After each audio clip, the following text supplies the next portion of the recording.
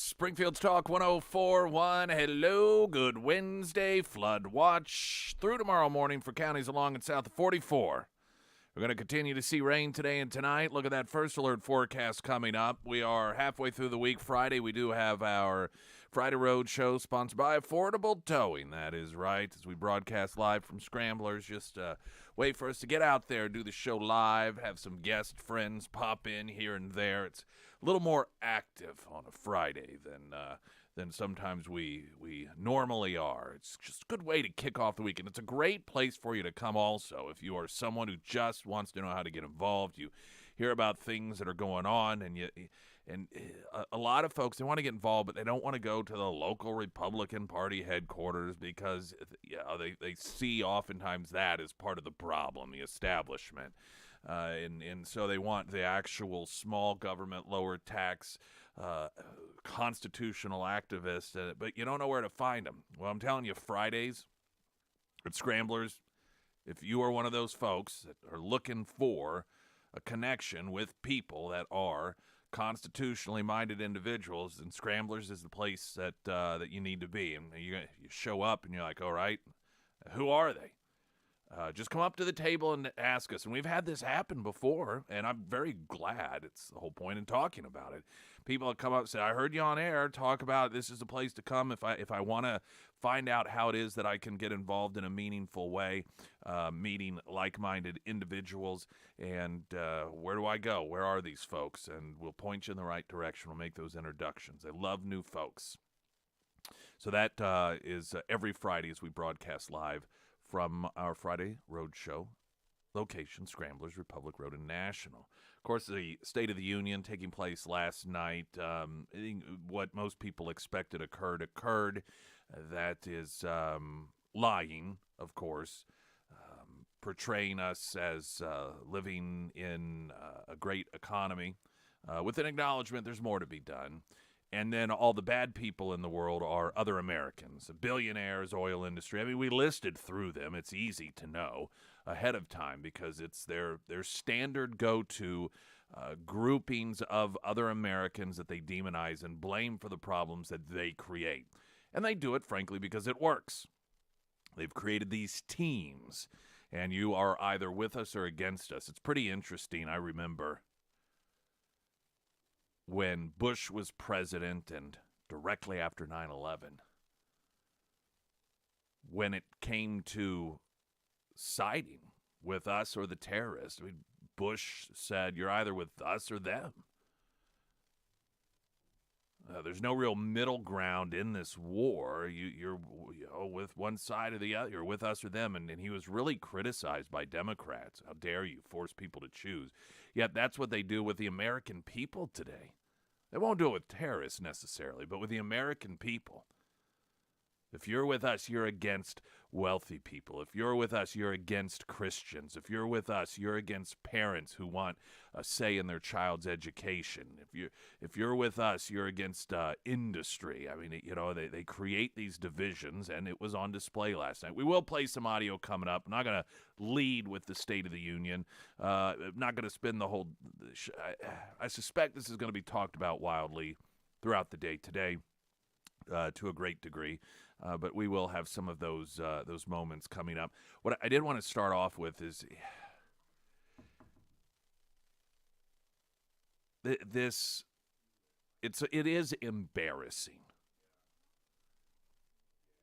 what Springfield has been reduced to when it comes to what is considered the community newspaper, and that is the News Leader.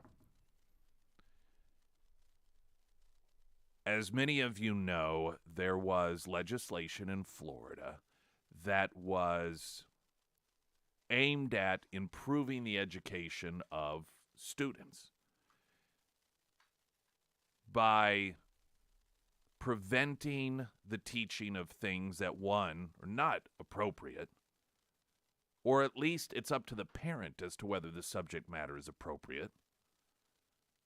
But secondly, and as important, perhaps even more important, things that in no way, shape, or form are helping prepare kids to get out there in the real world and compete with kids from other countries that are actually focused on education as opposed to this country. And because it had a focus on meaningful results for children in education and empowering parents to actually have a say in their children's education, and because these are issues that are embraced by Republicans, that means Democrats have to take the opposite position. But because they knew that most people are not on their side when it comes to those issues, they have to lie about what the legislation is and call it the Don't Say Gay bill, right? Even though it had nothing, it could have just as accurately been called the Don't Say Straight bill, because it was regarding anything that was inappropriate regarding sexuality and gender fluidity, specifically for young kids, kindergarten through third grade. Heterosexuality just as much as homosexuality, but they lie about it. And virtually everyone in the real world recognized what was going on with it. And what was that? Almost a year ago? We've been through that. And the media became a source of mockery because of their falsely labeling something that had nothing to do with focusing on gayness, but calling it the Don't Say Gay bill. It's almost cartoonish.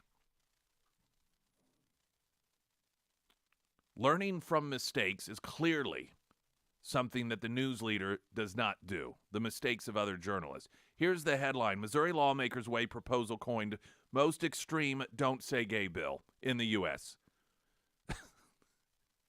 So it's as if they have no clue, and I think that they don't. They get these young people that don't really know what's going on. They get their news from activists that they align themselves with, and they use this over-the-top rhetoric that is lost on average people. But that's the bubble that they choose to live in. And so not only is there no recognition here that the title of Florida's legislation being changed in the media as the Don't Say Gay from that, but decided to take it a step further and call this one the most extreme Don't Say Gay bill. Now, they write it off as, well, I mean, that's what people call it. Well, that doesn't mean it's accurate. Now, it is similar to Florida. I'm going to explain to you what is in it, and it's basic common sense. It's the sort of thing you would not think we would even have to develop legislation regarding. And aside from the moral component to all of it, if we as a nation and if we as a state were truly focused on having an education system that was all about graduating students that were as equipped as possible to take on students from other countries who come here to the United States, then this would not be an issue. But that's not the priority, at least for some activists. And so, how about we call it the Protect Kids from Groomers bill? Now, would the news leader begin describing it as that? No, we would hear all about how it has nothing to do with that. We would hear all about how this has nothing to do with grooming children, what they're trying. How dare you? That's hateful language. But when their side, the activists on the left, deem it the Don't Say Gay bill, even though it has nothing to do with singling out homosexuality, they are more than happy to try and make people believe that that's what the legislation is about. And then they give themselves the escape route by putting quotes around it. Like, I mean, we put quotes around it, so they know what they're doing. They're dishonest. Jason Reimer with the latest news update.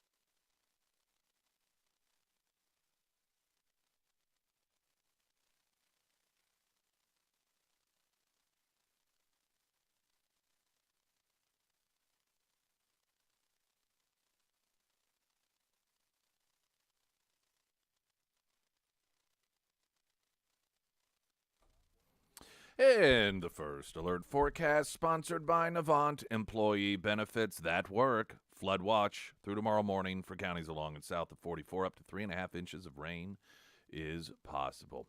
So rain today, some wind, high of 50. Showers, storms tonight, 36. Wind chill down to 26. Tomorrow, mostly sunny, 52, and much cooler, even colder, dare I say, Friday with a high of 38.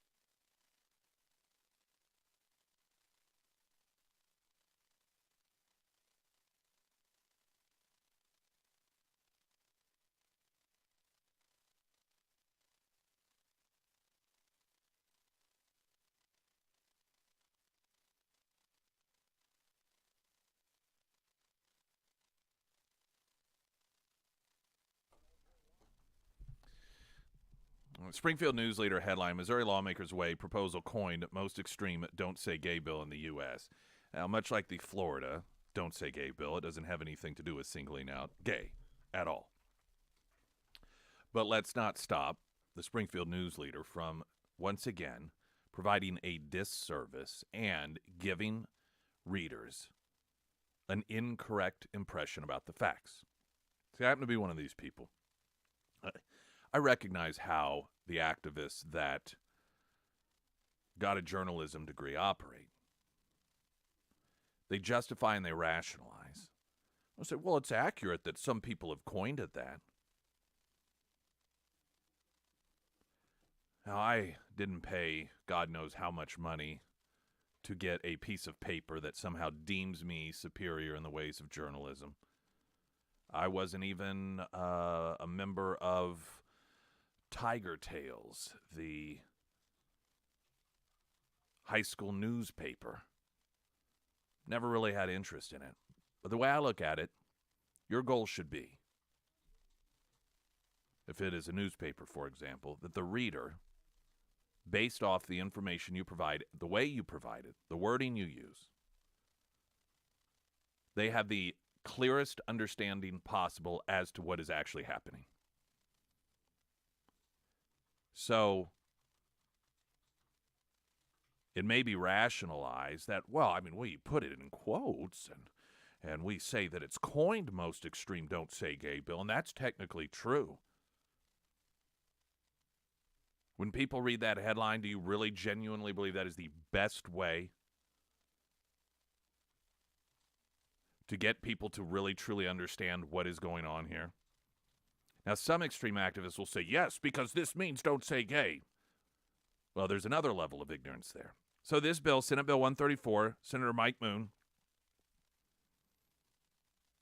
is about preventing discussion in the public schools relating to all the gender identity, the sexual orientation stuff, the things that take away, eat up time that otherwise can be used to teach young people things that will get them ahead, that will prepare them to take on kids that are being imported from countries like India and China who are more prepared, particularly when it comes to science, technology,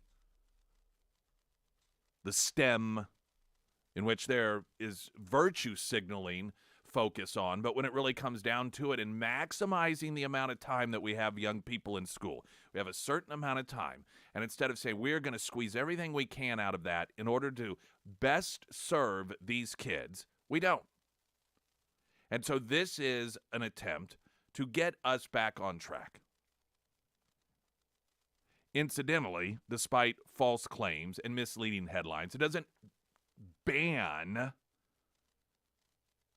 even the discussion of such things or the teaching of such things.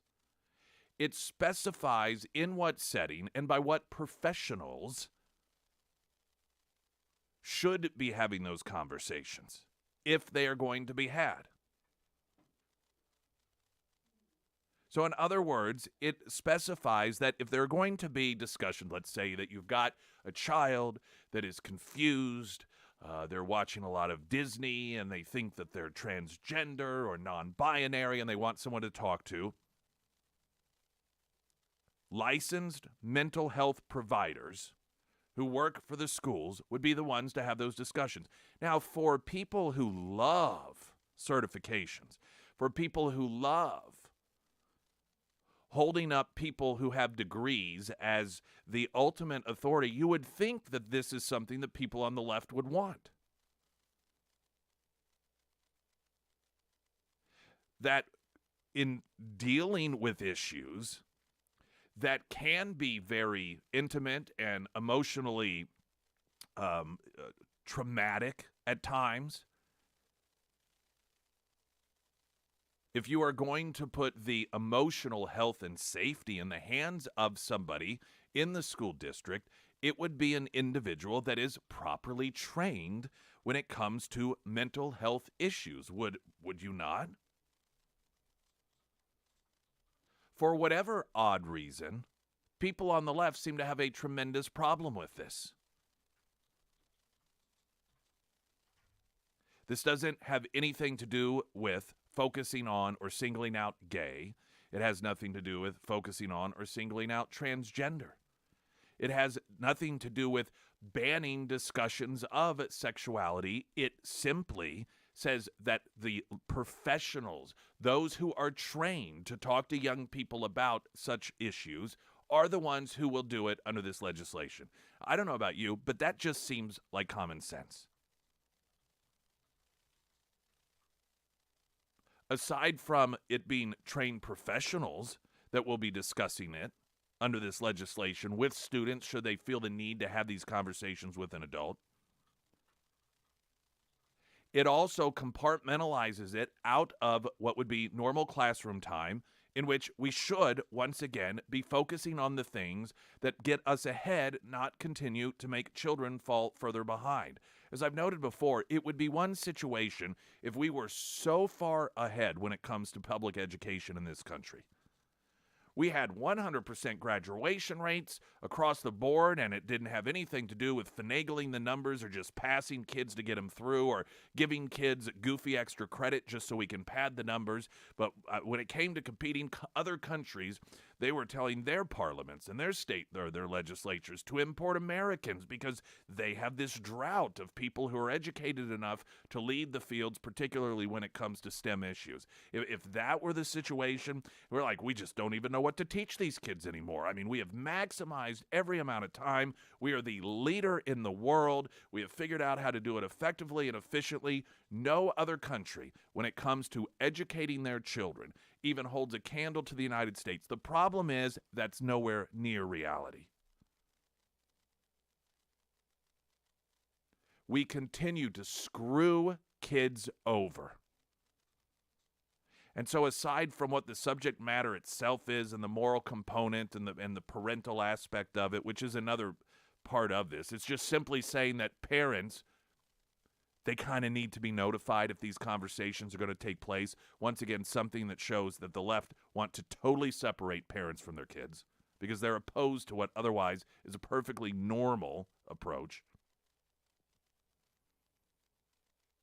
But while the rest of the world, most of the rest of the world, is focusing on serving their kids and making sure that the time that is allotted for education purposes is doing whatever is necessary to give them the tools to succeed in the rest of the world, while here in the United States, this is the sort of thing that the left has us fighting over. Well, kindergartner teachers should be able to talk about who they love. Springfield's Talk 104.1, I'm Nick Reed.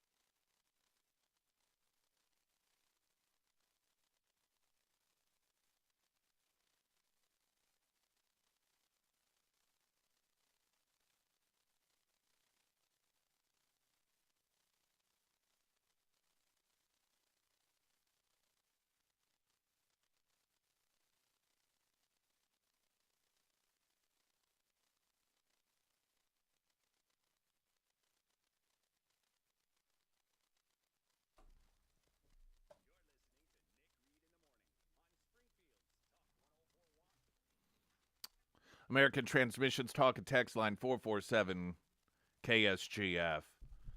Text message. I know there are more important things to talk about, but I just cannot unsee that kiss between Jill and Doug. we will talk about that. We are going to talk about some of the State of the Union. It's funny, that is one of the takeaways. That's what you said too, you pervert, that you just couldn't stop thinking about. Oh, we have got to talk about that. And I know you said we'll talk about it later, but what was that? Maybe they're swingers. I don't know. I saw an article about swingers. I've read that this is true. Then I've read others that say it's not true. So I suspect it is for some or others. That upside down pineapples are a symbol for swingers. Like, sort of, it's this unspoken message. So that if you are a swinger couple and you are at a party at someone's house, and you see that they have some sort of whatever it is, it wouldn't necessarily be obvious, but a design or a painting that are upside down pineapples, that lets you know, sort of like, oh, okay, these people are swingers as well. But that loofah sponges are now replacing. Yeah, I've heard this. So maybe, I wonder if the Bidens have loofah sponges around the White House. Maybe that's what's Every going room. on here. Yep. Maybe that is, but you see that, and Kamala's like, oh no. She's like, now I know what this means. She's way, way, way too old for Joe Biden, though. So maybe it's just a half swing. Does that work? I don't know. When I saw it, I thought, maybe she's taken one for the team and she wanted to do something so weird before the State of the Union that people wouldn't focus on what Biden was saying. Oh, that it would be a distraction. Yeah, because I was distracted for like 10 minutes because I had to look it up again. And I was like... She had to watch it over and over Well, again. I thought to myself... It's like watching video of the buildings collapsing in Turkey and Syria. I thought... yeah. Maybe, just maybe, like, they were going for a kiss on the cheek. That makes sense. And they both, instead of going both to their right, they both went to the, and they... I don't know. Yeah, see, that's kind of what I thought. I was like, because I saw it live, and I thought, okay, well, maybe my brain was just playing tricks on me. I have to watch this again. And I'm like, nope, sure wasn't. So... Maybe some people love women who wear shower curtains as dresses. I guess Maybe so. That's what's going on there. So we are going to get to some of that, including State of the Union coming up. I do have a couple of other things that I did want to get to because they are very important also, including this is just unbelievable. Biden has given waivers to Iran and Russia, allowing them to work together on Iran's nuclear ambitions while funneling funding to Russia. I mean, it is just once again, we see the worst players in the world are the people who benefit from the Biden administration, while the rest of the world, including American citizens, are constantly on the back seat. Traffic update, I'm Nick Reed.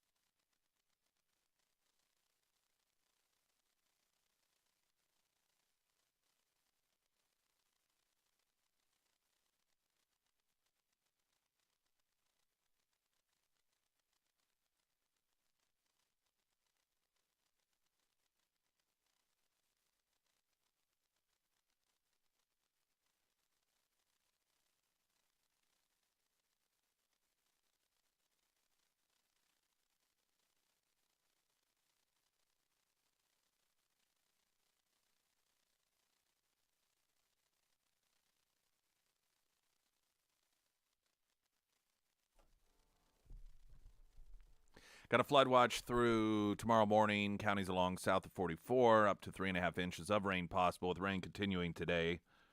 High of 50, wind chill 34. Showers and storms tonight, down to 36. Mostly sunny, 52 tomorrow, and then 38 on Friday, mostly cloudy.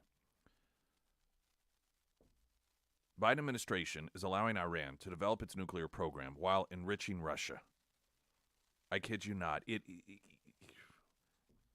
Former Secretary of Defense Gates, during the Obama administration, while he was glowing of his reviews of Biden as a person, thought he's a swell guy, he's hard not to like, noted in his book that he's wrong on every policy, every foreign policy decision. I mean, it's just remarkable with the consistency. And I'm telling you, you see why it is that he put that in writing.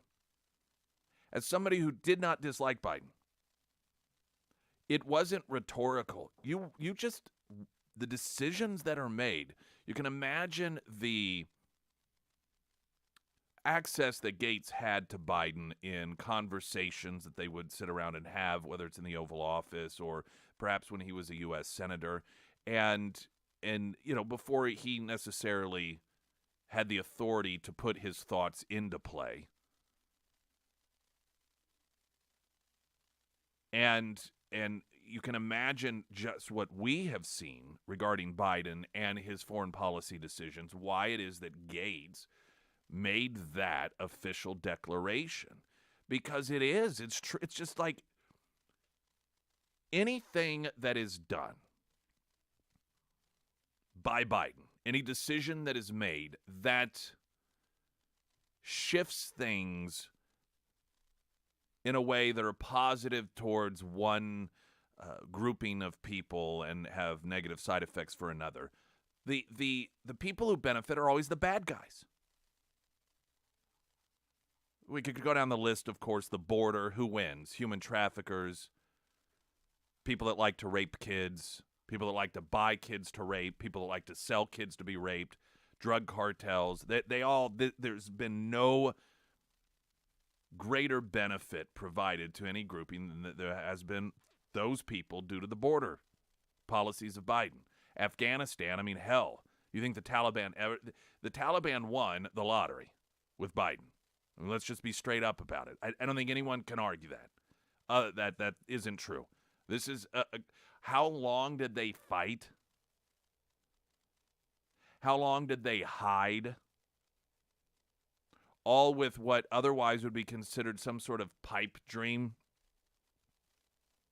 to take over Afghanistan. And Biden's just like, oh, I'll just give it to you. Oh, by the way, you want billions of dollars? You want weaponry that you never could have fathomed you would ever have? We'll leave that for you, too. Oh, you want an Air Force base? We'll leave that. It's just unbelievable. ISIS must be kicking themselves, thinking, why the hell could he not have been president instead of Trump? Biden would have recognized, he would have done whatever he would have done. ISIS would not only still have strategic control over parts of Syria and Iraq, but it probably would be its own country by now. I mean, you just look at decision after decision after decision. The pipeline that Trump had all put a halt to, that Russia desperately wanted in order to make European countries reliant on Russia for energy. That would be a huge revenue pipeline, and it was such a no-brainer during the election. Of course, Biden's out there saying, oh, yeah, I mean, that's one thing we agree on. I mean, he's not in office for a couple of months, and he reverses it. Says, I decided to go ahead without giving any explanation other than, well, they were almost done anyhow. Well, they were almost done when you were running for president as well.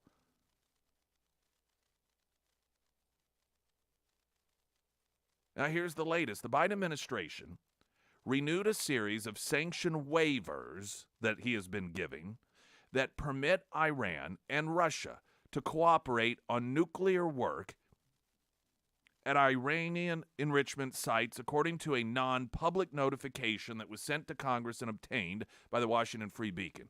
Because if there's anything that says brilliance, it is It is way past time that we go ahead and award Biden a Nobel Peace Prize. Secretary of State Anthony Blinken authorized the waivers on January 31st, but Congress was not notified of the decision until late on February 3rd, after the Free Beacon began making inquiries about the exemptions. So they were trying to hide it from Congress. And, much like the Chinese spy apparatus, once the media got a hold of it and started to make it public, they run out there scrambling as quickly as possible to make it look as if, oh, no, we're doing what we're supposed to do here. We're not hiding anything. We're not trying to keep anything from the American people. Senior congressional sources said the Biden administration is trying to sweep the sanction waivers under the rug amid renewed concerns about Iran and Russia's military alliance. We're going to take a traffic update and more on this. This is such a sad state of affairs. This is devastatingly huge news. Yet I suspect it is not going to get, I know it won't get the coverage it deserves. There will probably be some congressional hearings that will get some coverage, maybe by Fox News, of course, Newsmax, AON. The major networks will totally ignore it. Instead, focusing on, Stormy Daniels or things that are so irrelevant to not just the national security of the United States, but the stability of the world. Let's go to traffic. I'm Nick Reed.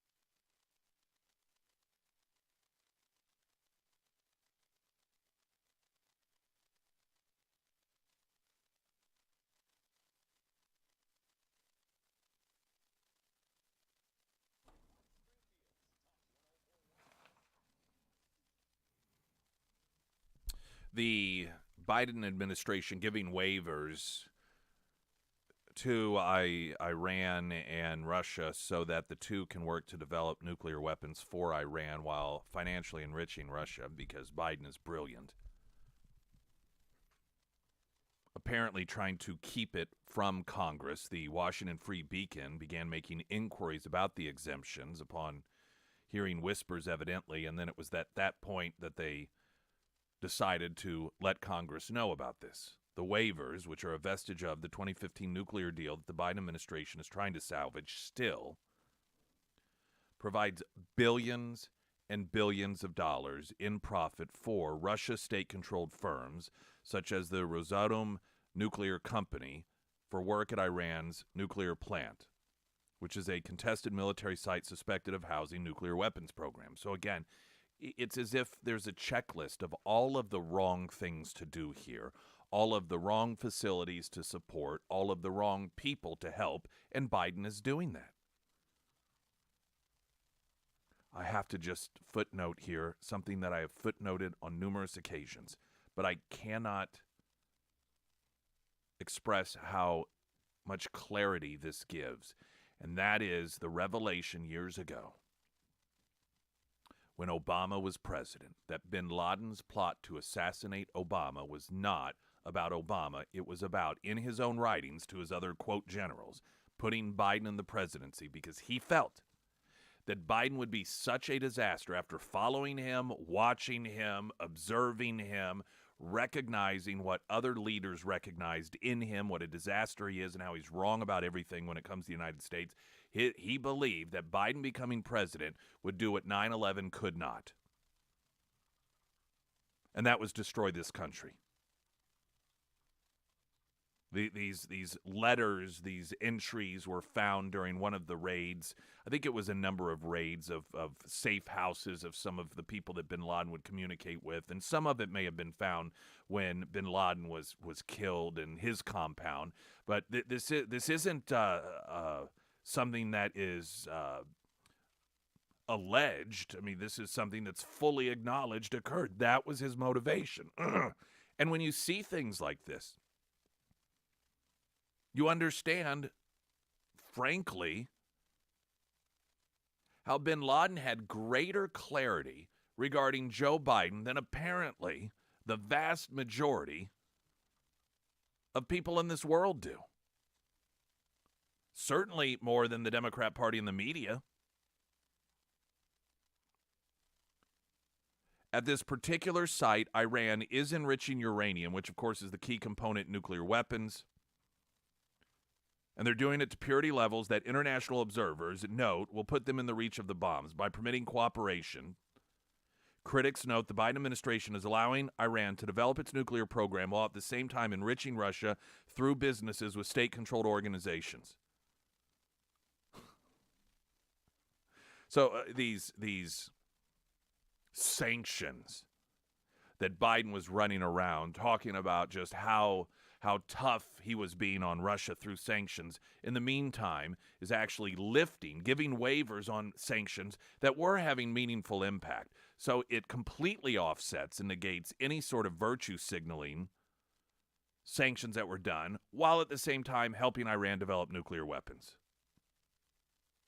Richard Goldberg, a senior advisor to the Foundation for Defense of Democracy's think tank and a former White House National Security Council director, noted these waivers sent a message to both Tehran and Moscow that Washington still wants to move forward with a Russia-enabled Iran nuclear deal where Russia's President Putin and the mullahs both make billions and billions of dollars. It's a real stab in the back to Ukraine and a win for the Russian-run company. The renewal of the waivers comes as Congress works to crack down on the Iranian-Russian access, particularly as Tehran provides Moscow with drones for its ongoing war in Ukraine. State Department did not answer Free Beacon requests for comment about the waivers dating back to January 31st when they first signed. So you have two conflicting approaches here. One in which Congress has currently been working to drive a wedge between that relationship, and behind the scenes, through back doors, you have the Biden administration working against Congress's effort and working on behalf of Russia and Iran. Again, this isn't an outside observer trying to put together pieces to figure out what's going on. This is something that they have fully, quietly had to acknowledge to Congress. The waivers that the Biden administration is providing Russia is also allowing them to profit from its role as the primary custodian of Iran's enriched uranium. Iran has been shipping a portion of this nuclear material to Russia in exchange for natural uranium that is less likely to be used in a weapons program. The deal has angered Iran hawks, put Russia in a position to arm Iran with heavily enriched uranium at any point of Russia's choosing. So again, just brilliant. Springfield's Talk 104.1. I'm Nick Reed.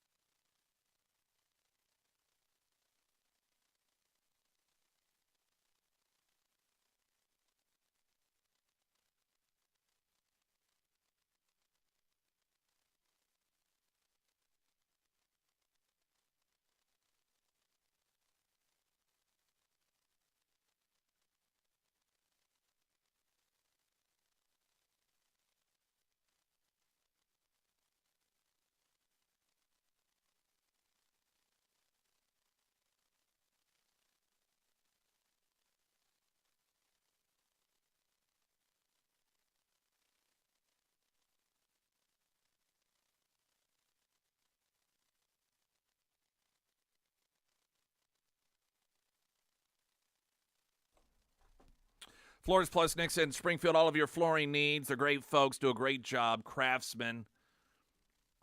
And they have all the flooring that you could possibly imagine between the different types of wood and hardwood floors, luxury vinyl planking, tile, carpeting. And then the plus part of Floors Plus, any sort of backsplashing you may need, or a customized shower. It's become popular because it's easy just to have those one-size-fits-all. You plunk it in, and like, oh, it's done in a day. Isn't that awesome? And, it serves some purpose. But, man, remember the days where, the showers, it was just an experience, and it was custom designed. It wasn't something that you're like, oh, well, this is the same shower 80 other people in my neighborhood have, but customized. They can do that for you as well with their craftsmen. That's Floors Plus Nixa and Springfield. Joe Manchin is a guy that has, so far anyhow, just blanked away a great position that he had in his state. Now, he's a Democrat, but he had incredibly high approval ratings because he presented himself in words and sometimes in actions as not being a partisan guy. And ultimately, when it came down to it, he would stand up for the people of his state, and that was his job. And so even a lot of Republicans liked him.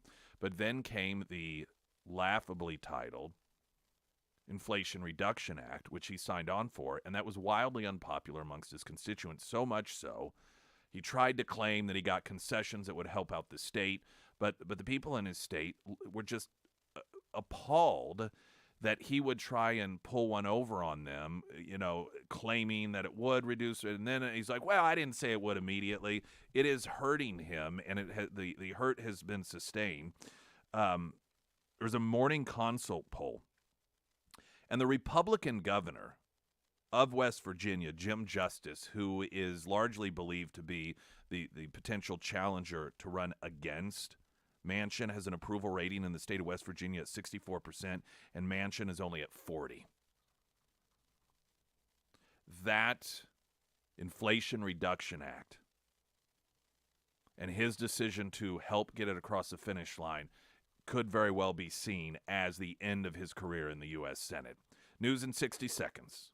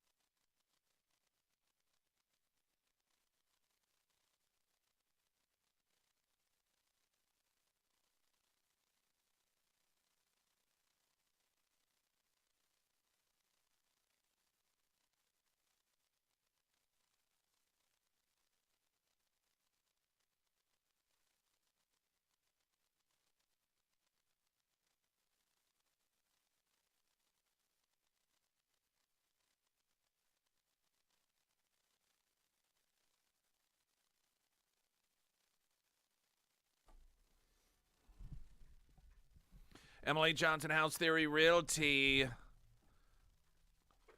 She's just done such an incredible job, incredible service for so many of you and for the area, and it's one of the reasons she's been able to build upon that.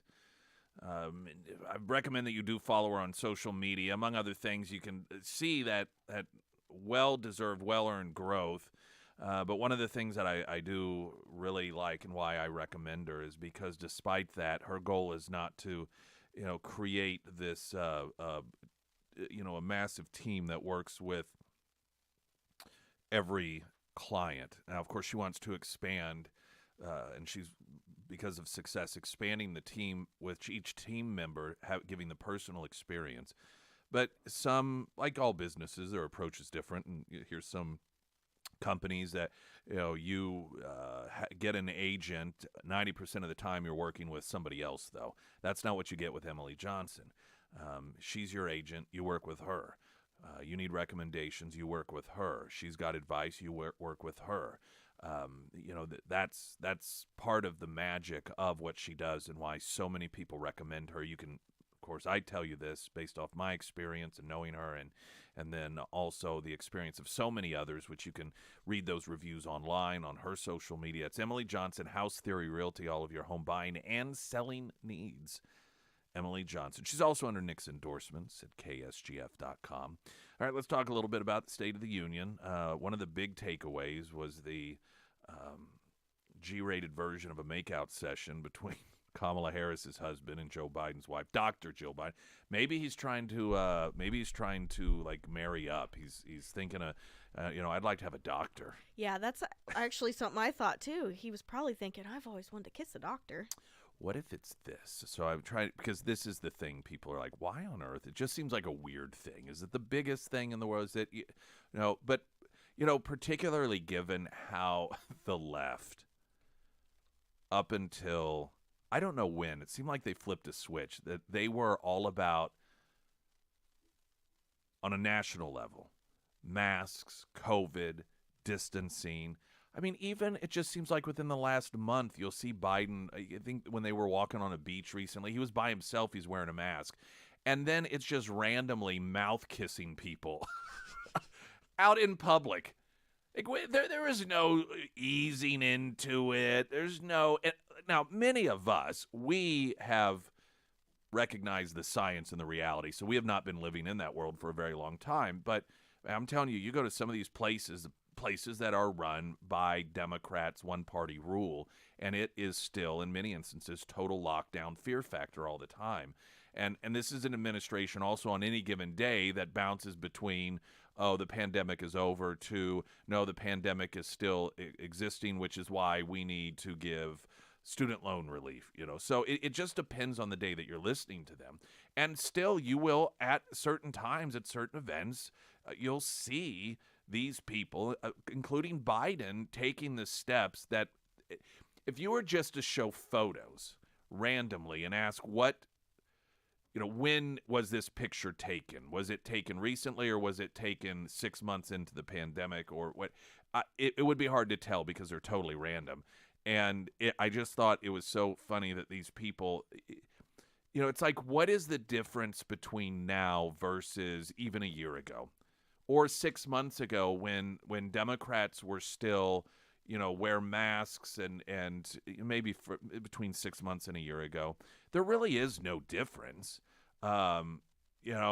People that are getting vaccinated are getting vaccinated.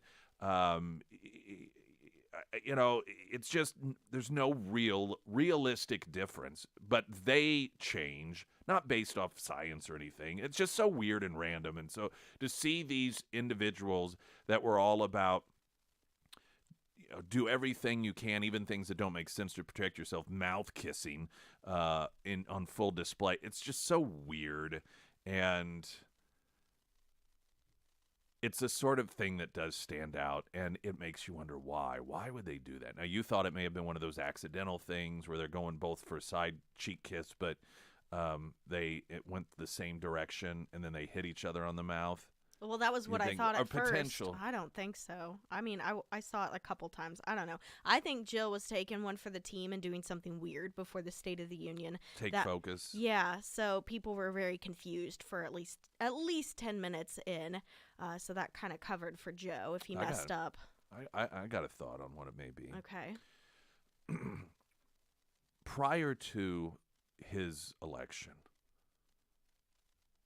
during the debates, there was a lot of legitimate questioning as to whether or not Joe Biden was getting some sort of drug stimulant to make it through the debates, because he would go from, the very tired sounding, confused old man, and then he'd show up at the debates and he wasn't quite that bad. And so, particularly given the sundowning effect of people with dementia and the debates being in the evening, it just struck a lot of people as out of step with the way that he behaved. And so, there were questions, and it's not uncommon. I mean, Kennedy, because of the tremendous physical pain he had as president of the United States, he was constantly having drugs injected into him just to make it through the day.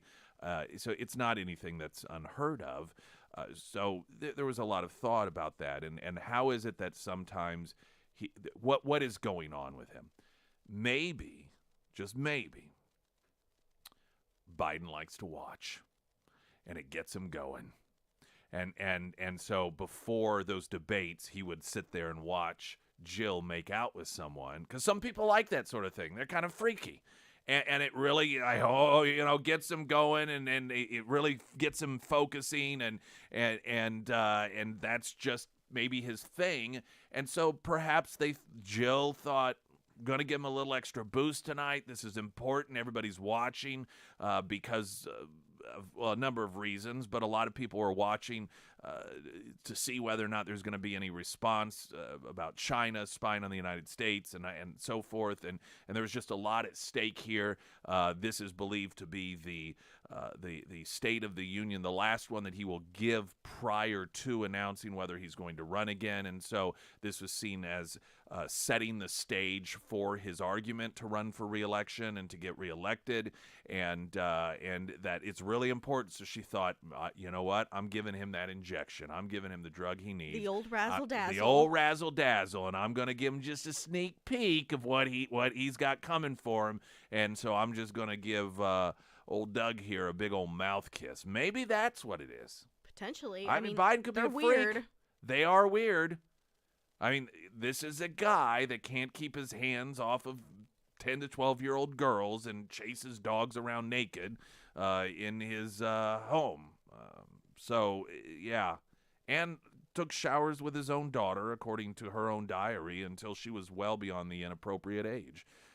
They're a weird family. And so, yeah, that, in fact, would rate almost as unweird compared to so many of the other things that we know about that family that on paper is very incestuous. If you look at, if they had been related, it would have even made more sense. But I don't know.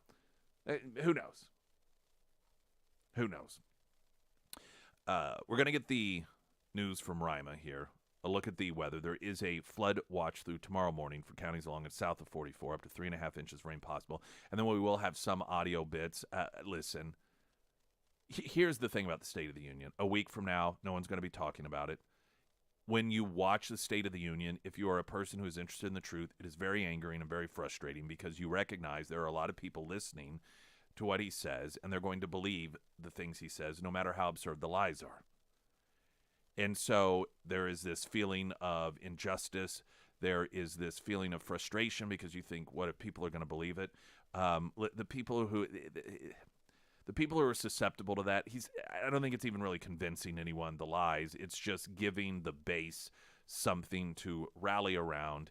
And a week from now, if even by the end of the week, all this will be meaningless. And so that I tell you that as an emotional healing mental exercise, and that's what I do for myself. I'm like, you know what? As mad as this makes me, it's not going to matter a week from now. And so some of the audio I actually have is, I don't know, it may be a bit different than what you're going to hear on some of the other shows, but we've got that coming up here in couple of moments. The American Transmissions talk and text line 447-KSGF. If you have any comments, thoughts, jokes you want to crack, feel free to send them in. Here's Jason Rima with news.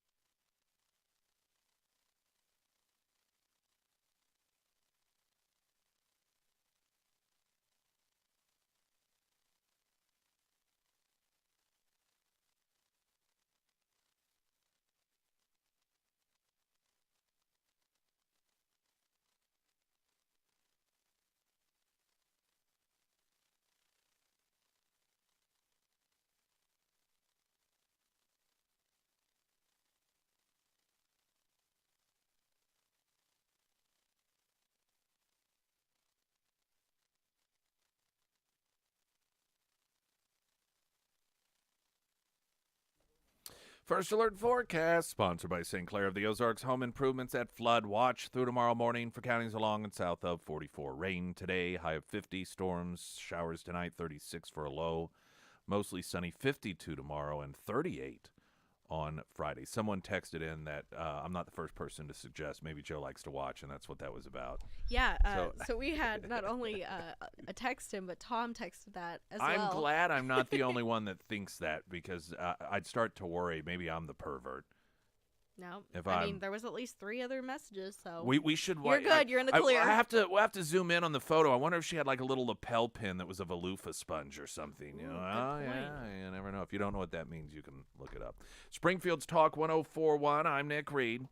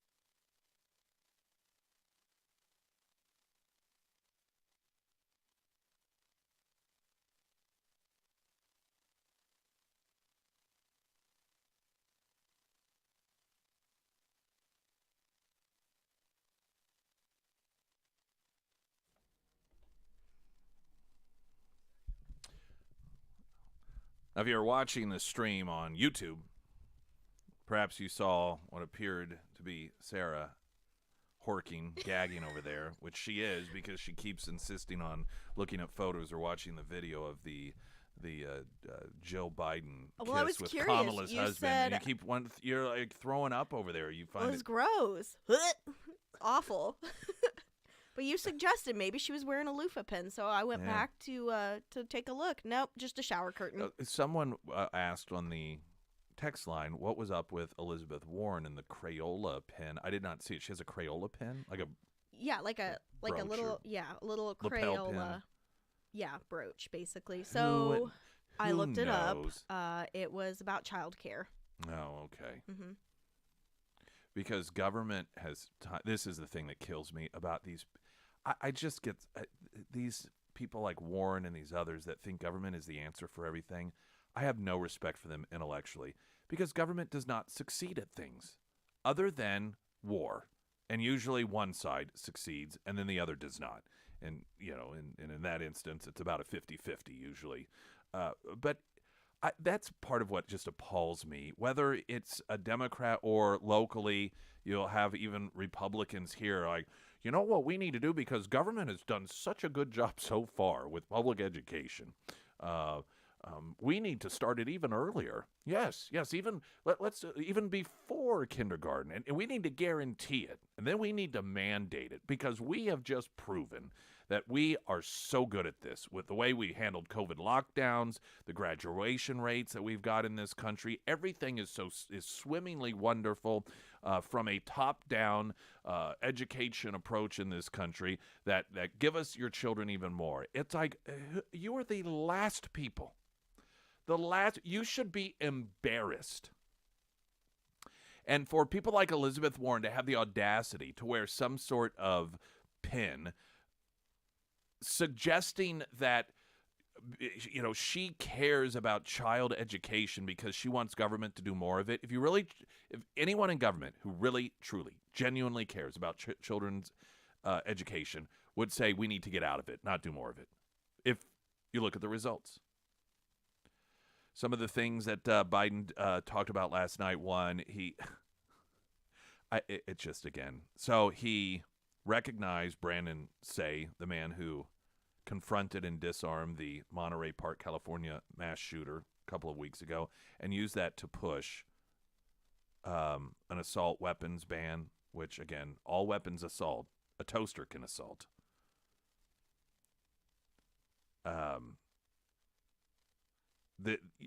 California, of course, already has in place the sorts of laws that Biden says we need nationally to make sure what happened in California does not happen. If you were to write a script, if you were to write a movie about a society that has so dumbed itself down and having people in power who prey on the ignorance of the population. You and I aren't in this segment. Let's just be honest about it. But there are a lot of people who are. You would write the script of last night. You would write the script of what we're dealing with today. Only can you have a people that are willfully, to a significant degree, ignorant, that you could use an instance in a state to push for legislation on a federal level that already exists in that state, claiming that that legislation that already exists would have stopped from happening what happened under that legislation that already exists. It's total, it's detachment from reality, and it is preying on people who are ignorant. It's one of the reasons it's so frustrating for you and I, because we know the truth, and you don't have to be brilliant to figure this stuff out, which is why it's also frustrating. And the fact that the country is being directed by a bunch of ignoramuses. They're putting people at the helm that are preying on their ignorance, that are using their ignorance for power. If people really, truly understood the very basics of what are going on, and were taught in our education system how to critically think, the Democrats would either not exist any longer, or they at least would not exist in their current form, because they could not continue this. I mean, another example. Biden blamed the hammer attack on Paul Pelosi on January 6th and questioning elections and so forth. This is a guy who, among other things, is known for complete and utter failure when it comes to enforcing immigration laws. In fact, just yesterday, there were hearings, 6 hours of hearings in Congress from people who are actually there on the ground talking about what an absolute unmitigated disaster it is and how this administration has ceded operational control of our border to the drug cartels. They are the ones calling the shots. They are the ones in charge. And here you have an illegal alien attack, break into the home, and attack the husband of the then Speaker of the House. And he is able to blame it on people who call for election integrity. I mean, it's total and complete madness. If there's anything to be taken from that, again, here if you're going to point fingers at anyone, would it not be somebody who continues to facilitate the ability of illegal aliens to be in this country? Given that this person was an illegal alien, if somebody accidentally is released from jail, this happens every so often, you see these stories, right? There's some sort of mix-up, and somebody accidentally gets released from jail. And if that person goes out, breaks into a home, holds a family hostage, raping the kids, then ultimately murdering everyone, people would be outraged, and they would demand that whomever let that person out be fired and held accountable, because it should not have happened. I mean, I think we can all agree that there would be outrage, that people would, how can this happen? Yet when people are allowed into this country illegally and they commit crimes, the people who are responsible for making sure they don't get in here illegally blame everybody else for it. And the Paul Pelosi situation is a perfect example of that. We're going to take a break. We'll have some audio also from last night. State of the Union address. American Transmissions talk and text line 447-KSGF. I'm Nick Reed.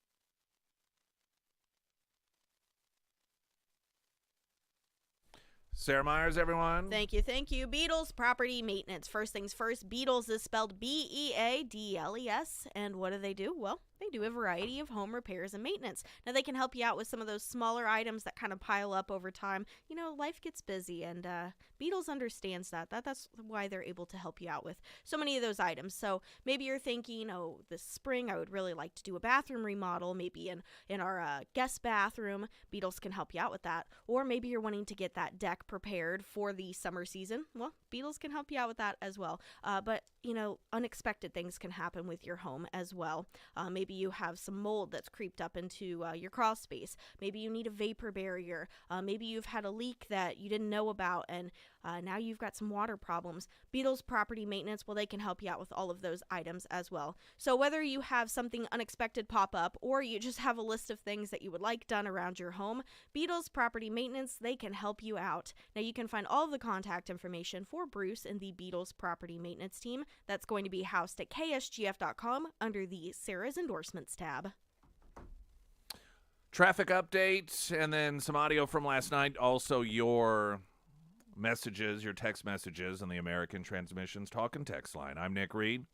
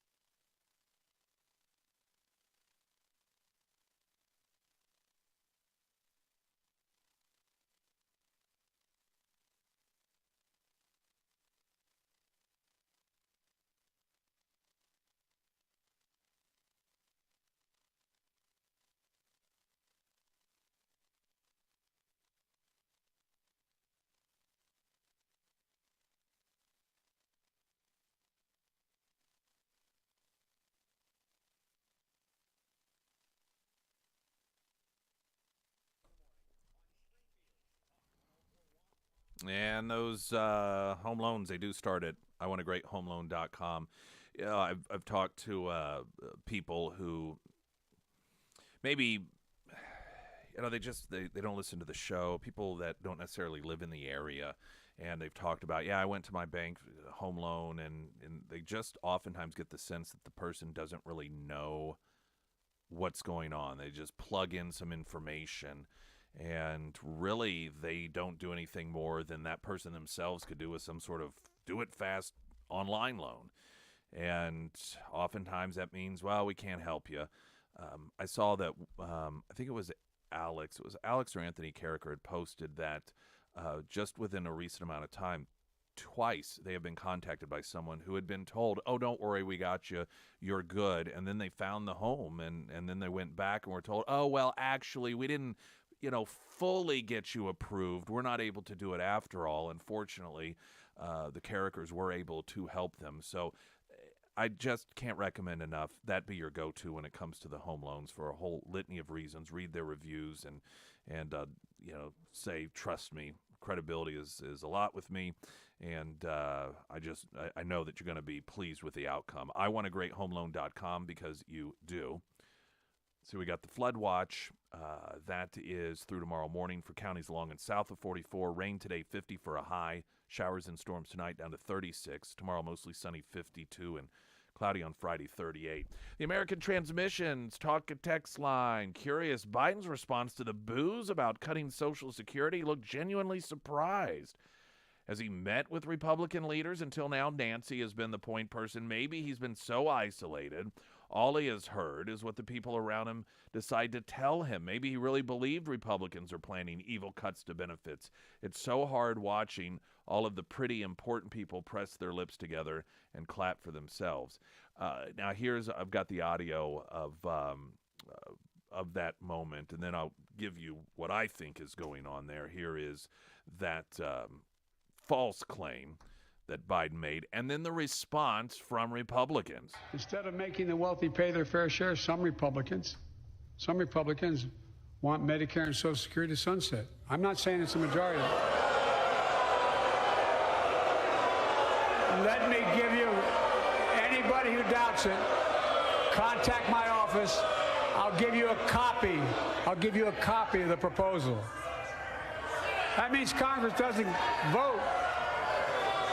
Well, I'm glad to see you. No, I tell you, I enjoy conversion. It means if Congress doesn't keep the programs the way they are, they'd go away. Other Republicans say, I'm not saying it's a majority of you. I don't even think it's even a significant. He's really backpedaling. But it's being proposed by individuals. I'm not politely not naming them, but it's being proposed by some of you. Look, folks. And now, you're Marjorie Taylor Greene at the end. You're a liar! Now, the reason that there was such a response is because it's just a flat-out lie. This isn't a gray area or a lie by omission. It's just a straight-up, total, complete lie. And I did think it was funny. He kind of backtracks. You hear him backtracking as it's going on. He goes from Republicans want to sunset Social Security and Medicaid, Medicare to, well, maybe not the majority of you, but some of you to, well, maybe not some. I mean, there's just and at the very end, he's like, well, I got a proposal from one of you.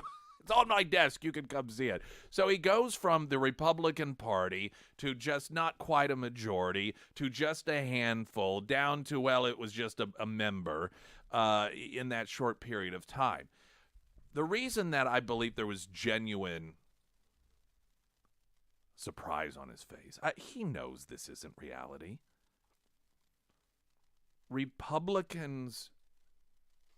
Listen, this fighting back is still relatively new for Republicans, particularly in this setting.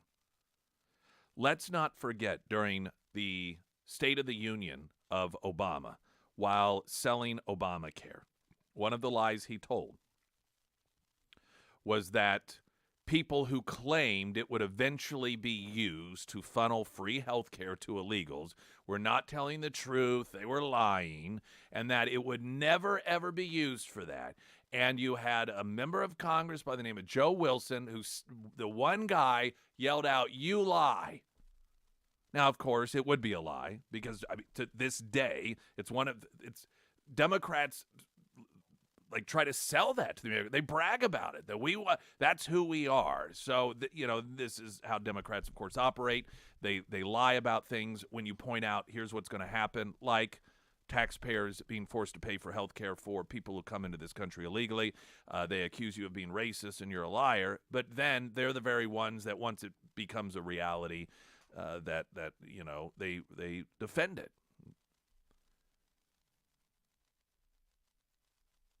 At that point in time, it was the Republicans who I believe they took Congressman Joe Wilson off committees to punish him. You don't do that.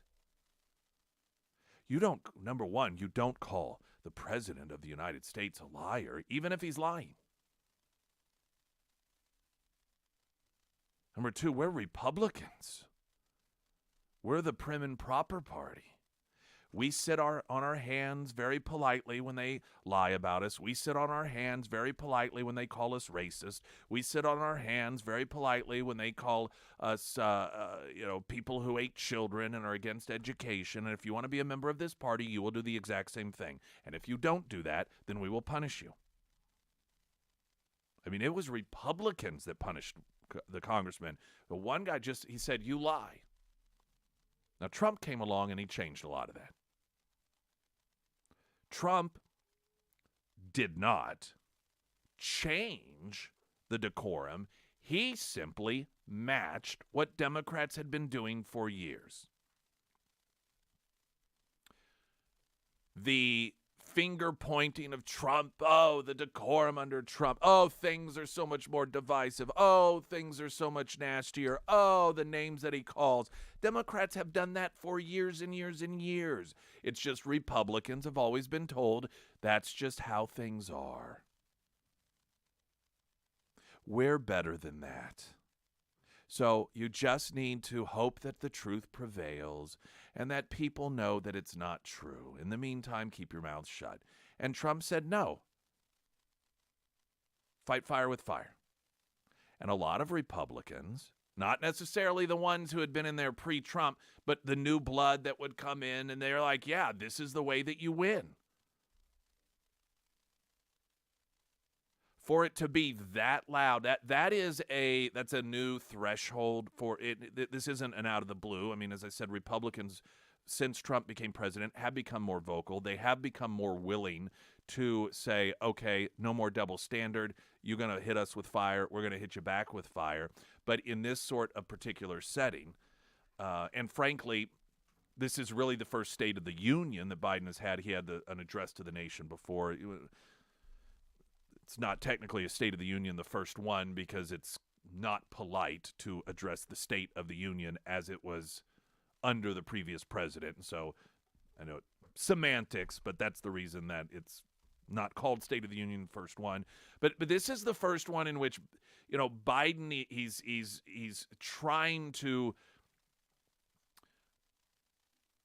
take the position that he has as president and lie about things that he has done and lie about things that currently Republicans are going to do under these particular circumstances, with Republicans willing to fight back. So point being, the reason that I think it looks surprised is because they're not used to Republicans doing this.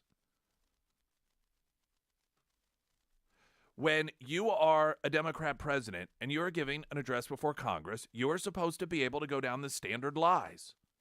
And I mean, my entire adult life, I have heard Democrats say that Republicans are going to cut Medicaid, Republicans are going to take away your Medicare, Republicans are going to take away your Social Security every single time. Every time they say this.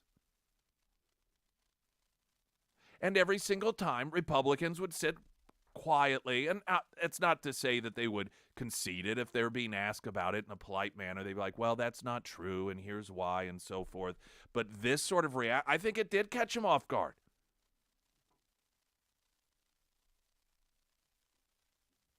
Because this is not how Republicans are supposed to behave. You're not supposed to behave like Democrats. You're supposed to just take it. Part of, and it depends on your visuals, but you can see this is what some of them were indicating or saying, and that is, tell us who.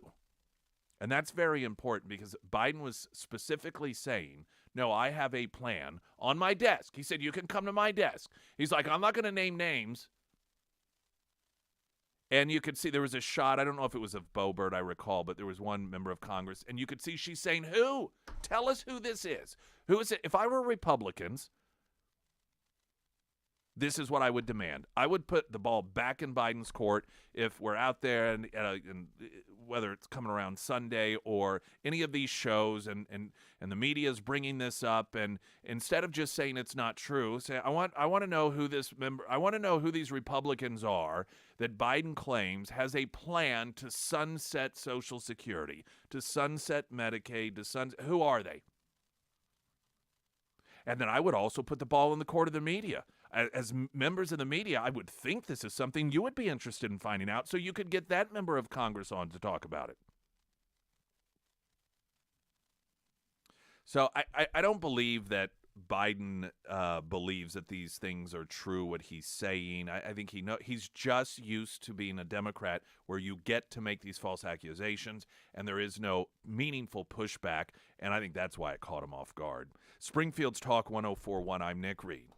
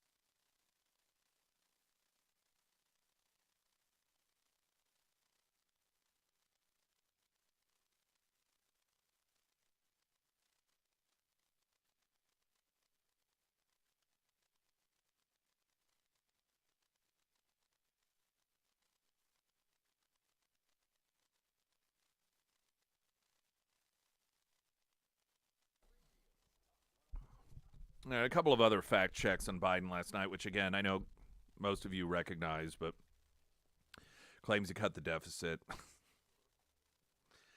After the first year, spending went down. That is because it was expired. It was already scheduled to go. It had nothing to do with him. Nothing. He did not do that. That was already put in place. It is a fascinating tidbit here to recognize that oftentimes areas that Democrats like to brag about the results aren't actually their results. And this is a perfect example of it. Well, I cut the deficit. Look at this. No, that was not you. It happened while you happened to be in the presidency, but that was a preset deal. There was this massive amount of money that was spent in the name of COVID that had a window of time for it to be spent, and then it stopped being spent. That was decided before you. But here he's one of his biggest, and this is one of the biggest bragging points of Democrats, but it's the result of a previous administration. What does that tell you about these people? When it comes to their successes or criticisms of Republicans, they either have to lie or claim the success of the other party.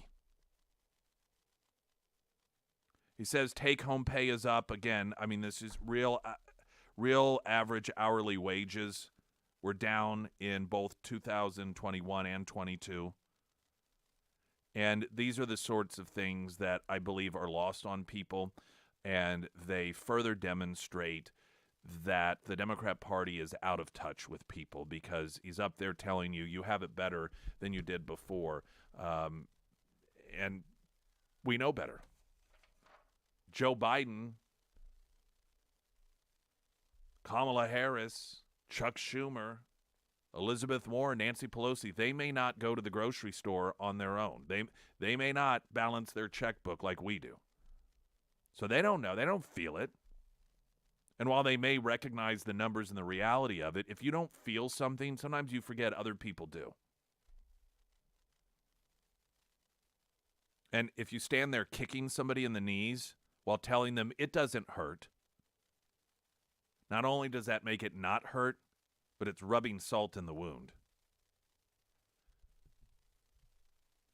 When it comes to the issue of the border and fentanyl, Biden had this to say, and once again, Republican reaction. Fentanyl is killing more than 70,000 Americans a year.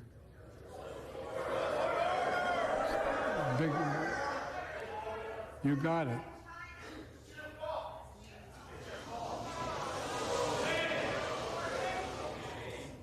So you heard mentions of the border. You heard the mentions of China because this is where the fentanyl is going as they funnel it through the Mexican drug cartel that it comes across the border. And then one member just flat out said it's your fault. And it is his responsibility. Now, he's not the originator of it, but China clearly has made him their lapdog. And it is fascinating that to one degree we pay attention and we use the downing of a balloon as a demonstration of our strength against China, but the fact that they are killing tens of thousands and hundreds of thousands of Americans with fentanyl, and it's deliberate. And this, no mention of China doing this. I mean, compare and contrast. This is an administration who claimed we did not shoot down the spy craft because it might hurt somebody. So we did not want to make a move that might result in somebody being injured. Yet when China makes a move, like they did with their spy balloon, regarding fentanyl that kills hundreds of thousands of Americans, that we don't make any decisions regarding that. That seems a little lopsided, doesn't it? In other words, we will not shoot down a weather balloon because we don't want to potentially have it land on a house and hit someone. Not a weather balloon, but a spy craft. But when it comes to 70, 80, 90,000 Americans killed every year in this country because of China, well, we're not going to do it. I mean, we're not going to close the border or anything. Those are acceptable losses, apparently. Seems a bit inconsistent.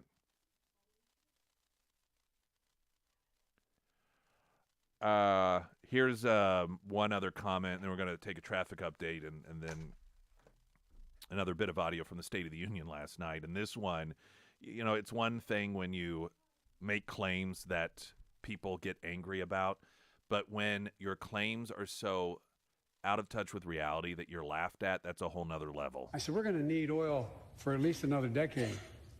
And that's going to exceed and beyond that. We're going to need it.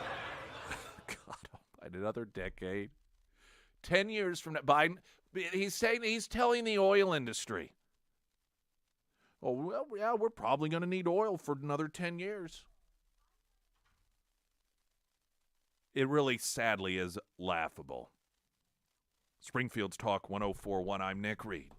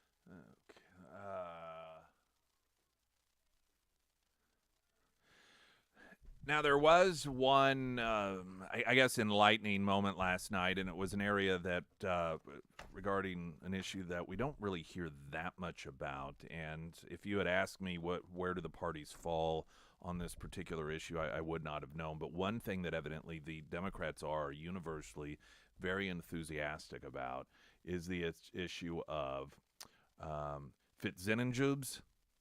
Did you know there's a Fitzinenjubes? Here he is talking about that issue and the response from Democrats. Make no mistake, if you try anything to raise the cost of precision jobs, I will veto it. So they definitely are, or I guess they're against it because he talked about vetoing Fitzinenjubes. So that was something that I think a walk away definitely it's something new. Generally, State of the Union addresses, it's a lot of the same discussion and talk. But for people just tuning in, and if you've never watched a State of the Union and you think, boy, I need to start following politics because I don't know anything about Fitzinenjubes, don't feel left out. It is sort of new, and I don't know if maybe that's going to be part of his campaign for re-election, and that's why he brought it up last night. But it was new to me. I mean, you know, a fajubadoo is something we can all get behind. Yeah, clearly. I mean, if we can't come together on Fitzinenjubes, then there really, truly is no hope for this country. American Transmissions talk and text line 447 KSGF News in 60 seconds. I'm Nick Reed.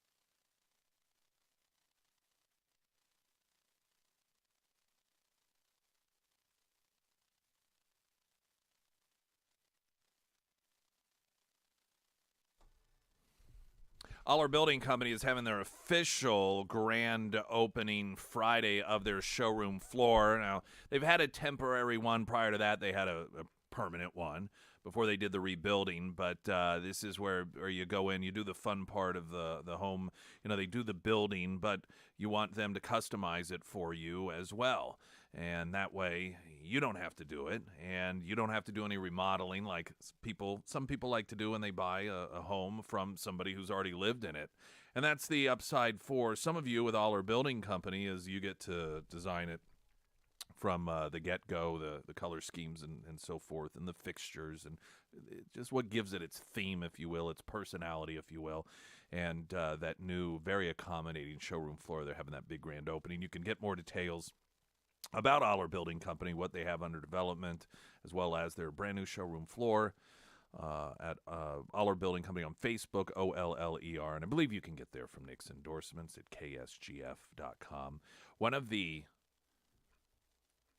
side notes that is making the rounds regarding the State of the Union last night was that Mitt Romney had an exchange with George Santos. George Santos is the guy in New York. He ran for Congress. He's a Republican, and he has a background in which he embellishes and/or is accused of lying about his background, his education, his family, his life experiences, and so forth. And the problem he has is he's a Republican. If you're a Democrat, this enhances your. I mean, this is. Democrats have a much different way of looking at things. They look at things like, man, look how bold this guy is. You know, I really like the cut of his jib. He's willing to lie about things that are so outrageous. Let's get that guy to the front of the line. Let's put him on the front of a committee. Let's run that guy for president of the United States. Let's give that guy the nomination. Whereas Republicans, they say, no, that's unacceptable. And it also allows the holier-than-thou virtue signalers like Mitt Romney to act superior, and also to distinguish themselves, as Mitt Romney does, from the bad Republicans, which are the people that are like more like you and me, not the elites, but the pesky, annoying Trump supporters that are always going on and on about liberty and the Constitution and the Second Amendment. I mean, they just can't stand that sort of person. They can't stand that sort of American. And so anyone that they see as non-elite, they associate with the masses, and it's a whipping boy, if you will, and this is no exception. And so there was an exchange caught on video where Romney evidently told Santos that he didn't belong there. In part of the exchange, Santos came back at Romney, seemingly telling him, "Tell that to the 142,000 who voted for me." It then sounded like Romney called him an ass, but it could have been part of a longer word, ASS hole. Later, Romney let loose on Santos to reporters, telling them he thought Santos was a sick puppy, saying he shouldn't have been there, sitting in the middle aisle, trying to shake people's hands and so forth. Now, let me tell you why I have a problem with this. One, because Mitt Romney's dishonest and immoral. This is a guy that helped interfere in the election in order to get Joe Biden elected president. He did this in his position as a senator to block any investigating into Hunter Biden's relationships that may have indicated a compromised candidate in Joe Biden, which, of course, we see the benefits of having a compromised president of the United States, China being a brilliant example of it. Mitt Romney ran interference for him, did everything he could to block any sort of investigating, claiming that he did not feel it was his position to do things that might play into the political landscape. Now, that did not stop him from voting to convict Trump of impeachment, or, convict him of impeachment, of the charges against him in the impeachment during the campaign cycle. He just doesn't believe in doing anything politically in his position as a U.S. Senator that would hurt a Democrat. He's not an honest person.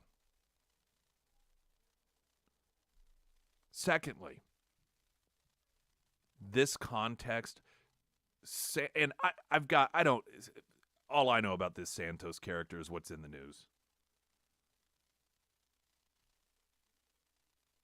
the categories of lies that he is accused of telling are lockstep in line with the categories in which Biden is known to have lied.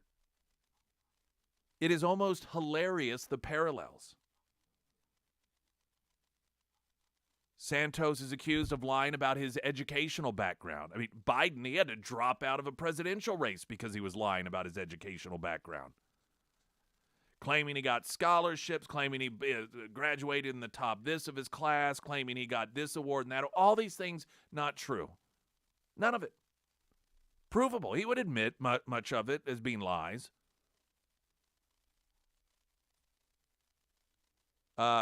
Santos is accused of lying about his family and so forth. Biden is known to lie about his family all the time, whether it's the false claim that he awarded his uncle a Purple Heart or that his dad worked in the coal mines or whatever it was. I mean, just not true, just makes things up. Santos accused of lying about his background in terms of jobs that he's had. Is there a job that Biden hasn't lied about having, from being a truck driver to a number of these others? It's just, it's almost as if Santos is doing some sort of social media experiment in order to prove a point here and to tell lies in categories that Biden has either admitted to or has been proven to have lied about, just to show the difference in treatment that the two get. So for Romney to tell Santos he doesn't belong there at an event that Joe Biden is speaking at, when Joe Biden has lied about all of the different things in terms of the categories that Santos is accused of lying of. I mean, Mitt Romney has no morals.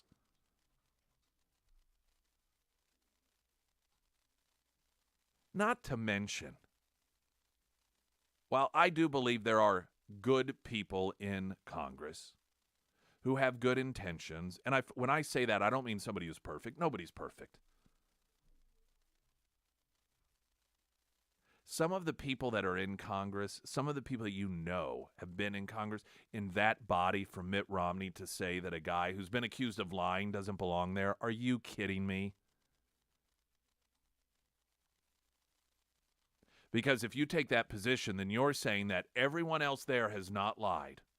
No one else there has said or done anything unsavory, that we are all angels. We are so wonderful. You don't belong amongst us. I got to be honest with you. I don't know that there are many bodies, any institutions, any collection of people in which somebody like George Santos better belongs than in the company of most of those people in Congress. And Mitt Romney is an example of one of those people. Jason Rima with news.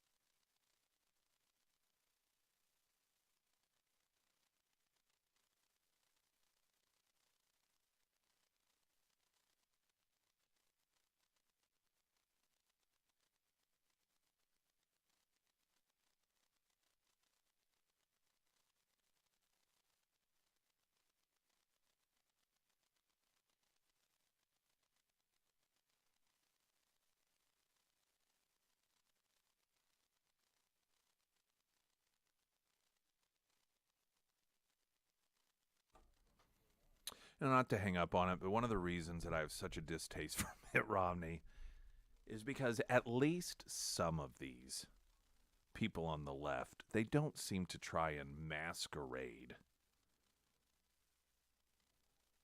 as something that they're not. They will say, I'm not lying, or they'll continue to lie. I mean, they're not going to advertise the fact that they are lying or that they side with one person because they're a Democrat over another because they're a Republican.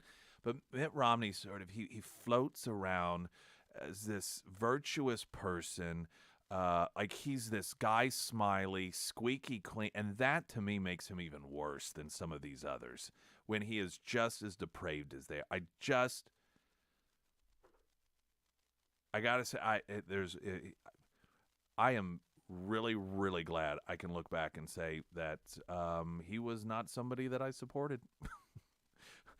I didn't realize he was what he is today, or what I realized that he is today, but nonetheless. All right, first alert forecast. Move on from old Mitt. Flood watch through tomorrow morning for counties along and south of 44. 3.5 inches of rain is possible. Rain today, 50 for a high. Shower storms tonight, 36. Mostly sunny tomorrow with a high of 52. Only 38 on Friday.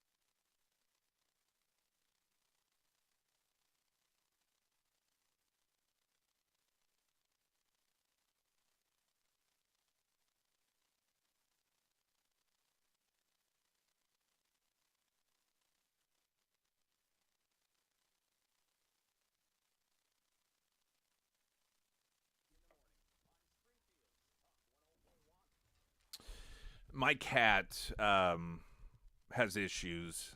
I don't even claim the cat. It's the girl child's cat.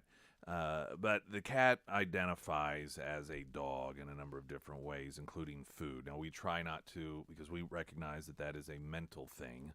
It's not an actual physical thing, and those things can conflict. And so the dog got switched over to a new kind of food, and the cat has kidney diseases, and so the cat requires prescription food, and anything off that prescription food that the cat, whose name is Cat, by the way, never even named it, gets stomach issues. Everything just becomes an absolute mess. But at the same time, the cat tries to eat absolutely anything and everything. This cat has taken food out of the hands of those of us in the house before. Putting food up to her, will come up, bite it out of our hands as quickly as possible to run with it. And so when it comes to the dog, I have to get food that have big enough chunks the cat does not try to go for it. Well, I didn't realize when I bought this new food that it was going to be sized for the cat to eat. The cat kept getting into it. Kept eating it, kept eating it, kept eating it. And we're like, no, you're a cat. Cat, I know that you think you're a dog, but reality is you're a cat. And so this is going to mess with you. So, of course, last night, the girl child comes into the bedroom and says, cat threw up. So went, and then the cat also threw up on the girl child's Taekwondo belt. Then this morning, I was going out to the garage, and there was just a whole thing of throw up on the steps. Now, the reason I'm telling you this is to tell you about Garage Experts. Ooh, that was a good transition. Wasn't it? I mean, the way I built it all up. But it's true. I thought of this immediately. And my first thought was, I'm really glad that I had Garage Experts do my floor because it was so easy to clean up. Now, you think concrete's not that difficult or the flooring, but one of the things I learned when I had my garage floor done by Garage Experts is that your regular flooring you have in your garage is actually porous. You don't think so because it looks like it's all smooth and everything. But, one of the problems that you have with those floorings is that it will absorb liquids into it, and it's why you get stains. You have the oil stains, you have the different fluid stains. But with the protective barrier nature of what you get with Garage Experts, in addition to the different color schemes that you can have, it makes cleanup absolutely easy. So I wiped it up, and I thought nobody's even going to know that stupid cat that identifies as a dog threw up all over the place. Garage Experts, you can find out what they can do for you under Nick's endorsements, ksgf.com. Also, My Transformation under the videos at 1041 Nick Reed on Facebook. I want to play one other bit of audio that is just another absurd claim that was made during the State of the Union address. But this actually is a subject matter that, had it been said anywhere, I would talk about it. And it's something that I've talked about before. And this was an attempt by Biden to continue to further the divide in this country by race and to pit Americans against one another, and specifically to get black people to fear law enforcement. And it was this following statement. Most of us in here have never had to have the talk that brown and black parents have had to have with their children. Bo, Hunter, Ashley, my children, I never had to have the talk with them. I never had to tell them, if a police officer pulls you over, turn your interior lights on right away. Don't reach for your license. Keep your hands on the steering wheel. Imagine having to worry like that every single time your kid got in a car. Now, I'm going to let all of you black people out there in on a little secret. I can't speak for all white people because everyone is different. Our life experiences are different. Our truths may be different. I can just speak to you my truth. I was always raised to respect law enforcement. This is one of the most insane lies that you hear told to the black community, that white kids are told. If you get pulled, don't worry about it. Oh yeah, you want to reach into the glove box. You want to, just do whatever you want. You don't have to worry about it at all. What world do you live in? I don't know. Now, Joe Biden's family, and I think it's hilarious, he identifies the fact that he didn't have to tell his kids this. Well, yes, clearly, because your children are not held accountable for any laws that they break. It's a little bit different. What your children have experienced when it comes to the lack of accountability with law enforcement doesn't have anything to do with them being white. It happens to be because you are a totally corrupt, bought politician who uses your position of authority in order to protect your children for purposes that oftentimes include lining your own pockets. That's not a white thing. That's a Biden thing. So if Biden is simply going off his experience and that he's never had to tell his kids to respect law enforcement, that's not because they're white.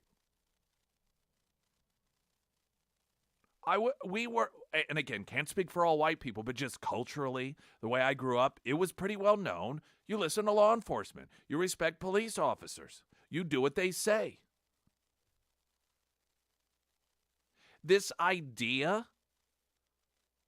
that white people never have to tell their kids to respect law enforcement, that, oh yeah, if you want to run from them, you want to try to take their gun, you want to, all of these other things, by the way, that lead to these unfortunate circumstances in which somebody dies at the hand of law enforcement. The vast majority of them are because they're fighting with police, they're attacking police, they are running from police, they are trying to steal the gun from police, they're coming after police with a knife. And while you can argue whether or not deadly force was necessary in each and every one of those examples, white kids were not under some impression that they can do these sorts of things and get away with it.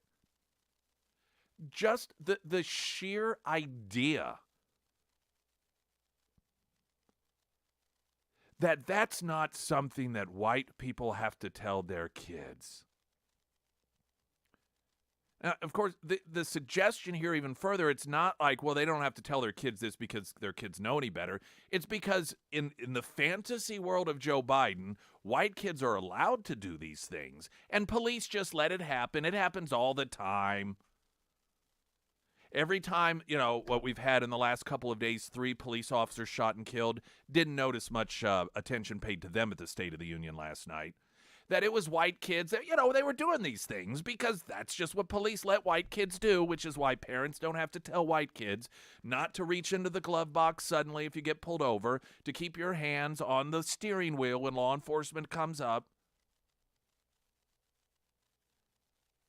When Dee Wampler used to come on the show, God rest his soul, this is one of the things that would, come up periodically, that there are things that you do when you get pulled over so that you make absolute sure that you do not give off any sort of signals to law enforcement that you may be a danger to them, and whether it's just for your own safety or because you don't want law enforcement to have to worry about such things, because these are the things that they have to worry about. This is not some secret messaging that only needs to be told to black people.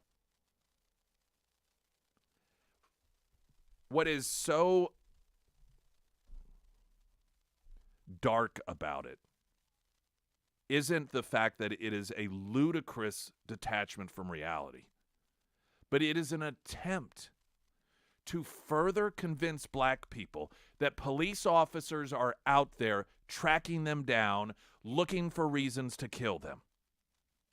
That is a sick approach. No person who cares for another person tries to instill that sort of unnecessary fear in their minds. And I say unnecessary because it is not a reality. Is it a reality that there are instances like what occurred in Memphis occur? Yes. But statistically, when you look at percentages, I'm not talking about but actual percentages. You take populations, apples to apples. White people get unarmed white people. If you're a white person and unarmed, you are more likely to be killed by law enforcement than an unarmed black person. Those are statistics. But we don't know these things, do we? No, because of the lies. And because we aren't ever actually having real tough conversations. All of the conversations we have regarding the relationship between law enforcement and the black community in this country are for one purpose and one purpose only, and is to create division based off of fear and hatred. A perfect example, there was a story, I don't know if I have it in front of me. I thought I had it right in front of me. It was a news leader story. Yeah, there was a news leader. Oh, here we go. Let's see if it's over here. Well, maybe I don't have it in front of me. This is perfect, smooth transition here. But there was a news leader article about this very thing. A local NAACP getting together. They had to find a safe space, because evidently in Springfield there aren't very many places that black people are safe in. I don't know if you knew this or not. Most of the places in Springfield are totally unsafe for black people. I get white people, and police just are always trying to track them down in public places, and so they had to find a safe space. And it's all sit around and talk about how the number one danger to black people in this country are police officers chasing them down, when statistically it is the least likely scenario that a black person is going to face that results in the loss of their life. But why let the truth get in the way when we can instead scare people and pit them against one another based on race? I mean, what leadership and unity that is. Springfield's Talk 104.1, I'm Nick Reed.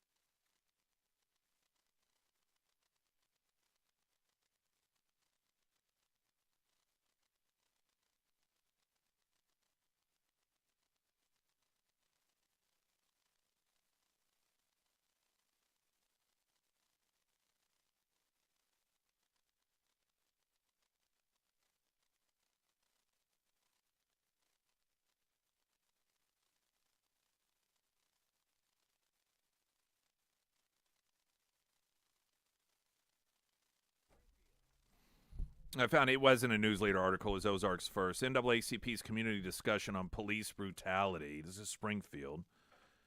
5 days after Tyree Nichols laid to rest, people in Springfield community came together to reflect on what happened in Memphis. In light of the Nichols death, the Springfield chapter of NAACP held an in-depth discussion on police brutality.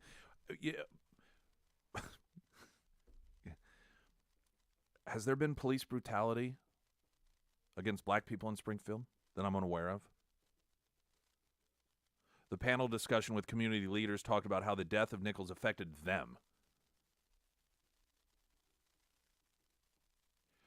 You know, once again, if you want change, you have to do things to get change. And what I would start doing, if I were these so-called community leaders, I would focus on the communities where these problems exist, and I would tell people the first responsibility you have is to start changing the people that you have in charge. And I've absolved myself of all this for all the, silence is violence. I'm not silent. I'm telling you, you live in a community that is generationally run by one political party where these things always happen, and you need to change that. You change that. Until you do that, that is your addiction. And until you take steps to get over your own addiction, nobody from the outside can fix that for you. That's where leadership is. Sarah Myers, everyone. Wow, thank you. Well, it's been kind of a rainy and cold couple days here in the Ozarks, and maybe you have noticed some leaking in your roof, maybe some yellowing, and it is time to get a roof inspection, but you're not exactly sure who to call. I want to recommend my friends over at the Pyramid Roofing Company. Now, the Pyramid Roofing team, they've been providing top quality roofing in Missouri since 1992. They're veteran supported, veteran operated, and they love to give back to our community, to our first responders, to our educators as much as possible. So that's the type of people that you get whenever you hire the Pyramid Roofing Company. Now they can come out, give you a free estimate, take tons of photos and videos, and see exactly what is going on with your roof. And maybe you don't need a whole new roof. Maybe you need just a roof repair. Either way, the Pyramid Roofing Company, they'll shoot you straight. They'll be upfront and honest with you, and they'll get you taken care of. Now you can find all of the contact information for Josh in the Pyramid Roofing Company. That's going to be housed at ksgf.com under the Sarah's Endorsements tab. Still, right now, Fox News reporting crews still rushing to recover Chinese spy flight debris. It's so much easier shooting it down over a vast body of water where there's constant motion and moving, not just horizontally but vertically, as opposed to it just landing on the ground. God almighty. Traffic now. I'm Nick Reed.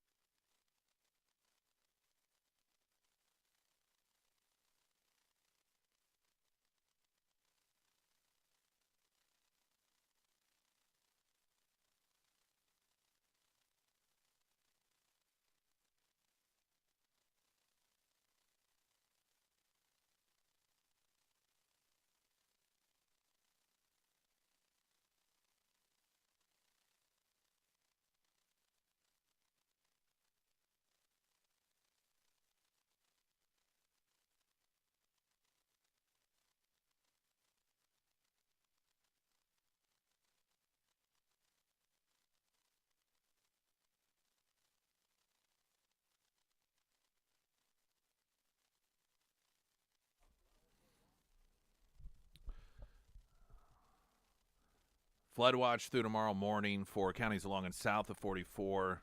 Rain, 50 for a high today. Showers and storms, 36 for a low tonight. Tomorrow, mostly sunny, 52. Then colder, 38 on Friday. Regarding the absurd claim by the president last night that only black parents have to tell their children, if you get pulled over by law enforcement, not to go reaching for the glove box, to keep your hands where they can be seen. And I'm telling you, those of you in the black community, that is a lie. This is not something that is only told to black. This is a lie to scare you. This is something that the Democrat, they are trying. This is an attempt to keep you enslaved, emotionally and mentally enslaved. Let's not forget, this is the party that physically enslaved you for years and years and years and spilt blood trying to defend that right to own you, okay? This is just a change in the form of slavery, and it is through fear. And so what they want you to believe, and this is what he said last night, the president of the United States, that it's just black people that do that. White people never have to tell. Kids are just allowed to do what they want if they're white, if they get pulled over. They don't have to let their hands be seen. They don't have to comply with police. Only black people have to tell their kids to do that sort of thing. They are manipulating you. One of the text messages that came in as a CCW carrier, conceal. The first thing they taught me in class was that if I was pulled over for any reason, put my hands on the steering wheel. Wait for the officer to approach. If the officer requires anything like getting out or moving in the vehicle to get a registration or something that might show your concealed weapon, then the very first thing you do is let him know that you have a CCW. They told us not to voluntarily share it up front, or it may make the officer jumpy, knowing that you are currently carrying. It was a situation where I had to inform him I had my CCW because I had my carry in my back. And when I reached for the glove box, it would have presented my weapon. So I stopped, kept my hands on the steering wheel. I told him I had a CCW and everything went smoothly. The whole point being here is that you, while pulled over, because let's be honest, a police officer, that is one of the most dangerous points in their interaction is when they come up on a vehicle. And they have no idea what is to come. And so this person taking those courses, that's the number one goal here is to make sure that you do absolutely nothing whatsoever that might be behavior consistent with somebody that is about to carry out an attack on a police officer. And to have the president of the United States, the leader, and then to be applauded by a political party for lying to the black community and trying to scare them into believing that this is something only they are told to worry about, it's depraved. Now, this story is somewhat interesting, given the situation, the issue we're just talking about. It popped up briefly in the news about a guy who was riding his bike. I think it was Southern California, riding his bike. I want to say maybe he was a doctor, a physician. Michael Mamone, 58-year-old guy, he's just out riding his bike, gets hit by a car. The guy who hits him gets out of the car, then stabs him to death. Now, this is the sort of thing that gets national headlines for a number of reasons. One, because just out riding your bike is the sort of thing most people associate with a nice sunny day, having a good time. You don't expect something like that to happen. But then for the person who hit him, not the other way around. It's not like the bicyclist in return out of anger goes and stabs the driver. The driver who hit the bicyclist gets out and then stabs the bicyclist. And so it's an unusual circumstance. The physician was white. The killer was black. But here's the part that is very interesting. And it's interesting because this is not a story that is getting national attention. The witnesses at the scene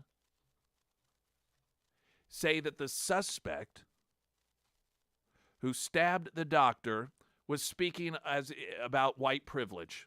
These were the utterances going on about white privilege. Now, gosh, where do they hear that in this society? Where is it that we hear that sort of thing? Where is it that people on the left hear about it? It's the echo chamber. It's coming from the Democrat Party. The white privilege, white privilege, white privilege. It goes without saying, of course, if the shoe were on the other foot and the person who did the killing was using slogans that are synonymous with the Republican Party, every one of us would be hearing about this as a lead news item. The family members would have been at the State of the Union address last night. But I suppose that's part of white privilege, is you have the privilege of being stabbed and killed for doing nothing other than being white, and then you get totally ignored by the media.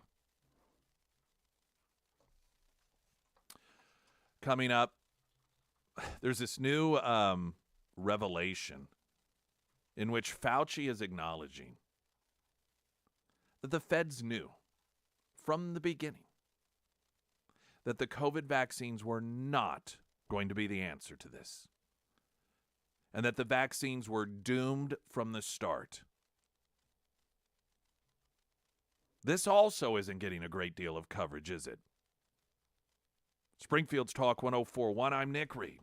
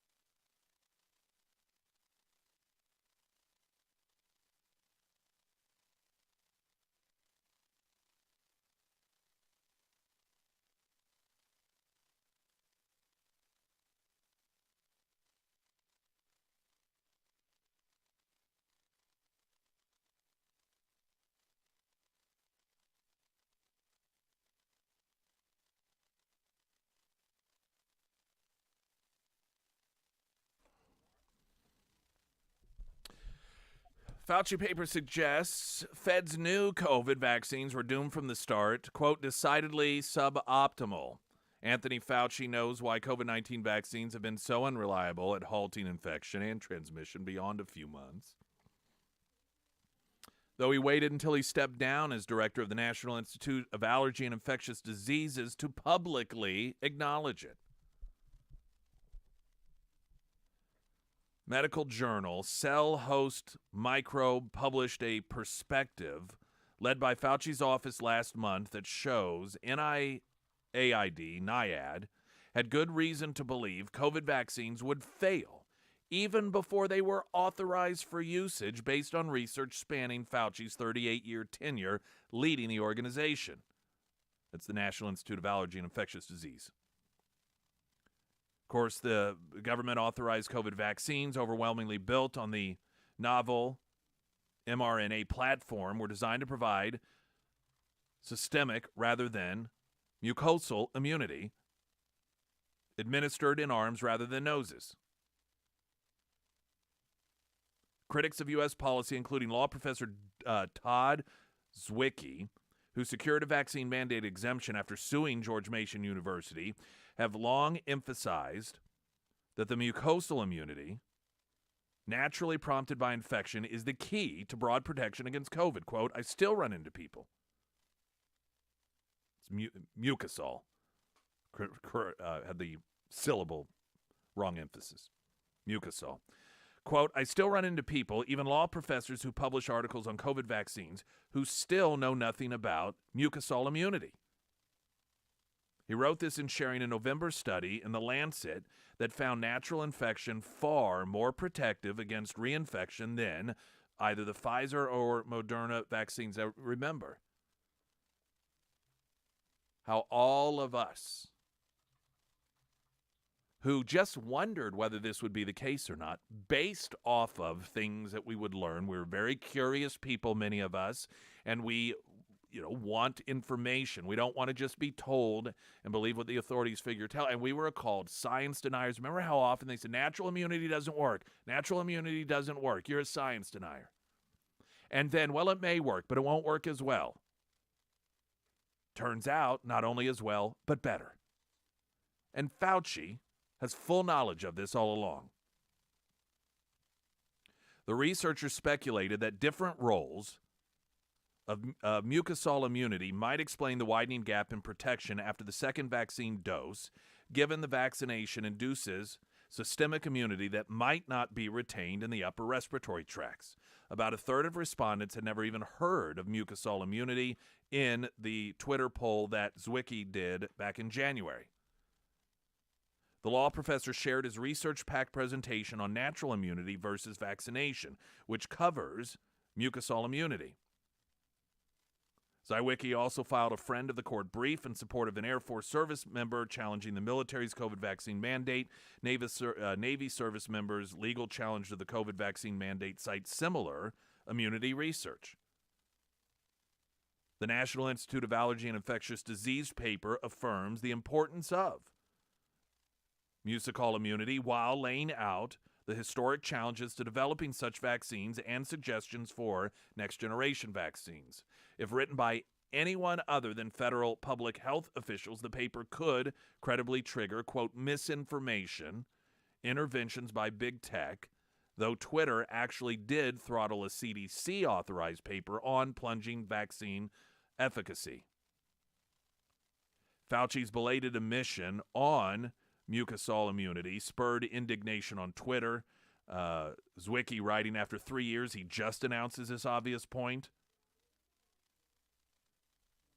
Genome researcher Kevin McCurran, a repeated target of Twitter sanctions, said Fauci facing the music on intramuscular injections don't provide mucosal immunity or mucosal immunity. And a number of others who have been silenced, and other scientists and educators and doctors who from the beginning have been speaking to the truth of this, that were constantly silenced or saying, oh, well, here's Fauci, now admitting what it is that those of us who are called deniers of science have been saying from the beginning. Being given a title, especially from government, not only does not make you automatically intelligent, it does not make you automatically infallible, and it does not automatically make you moral and good. And this expectation that Americans bow down before people that they deem to be the ultimate authorities, and claiming, as Fauci did, that if you don't support him, you don't support science, is extremely dangerous. And it is the antithesis to science. And for the sake of humanity, let's hope that we all learn from this and not fall back into the old habits, which I'm sure we will, because the totalitarians are who they are. This will earn the approachers of science in a scientific way, those of you who are intellectually curious. It will not afford you any sort of forgiveness or leeway in the future. They still will see Fauci as wonderful, as infallible, and his changing of positions or acknowledgement of knowing what it is that so many of us said beforehand as simply part of what science is. And that is changing with information. The problem is, as I noted, I believe yesterday, that recognition of the scientific approach is only provided to the people that they support. Anyone else is called a science denier. Springfield's Talk 104.1, I'm Nick Reed.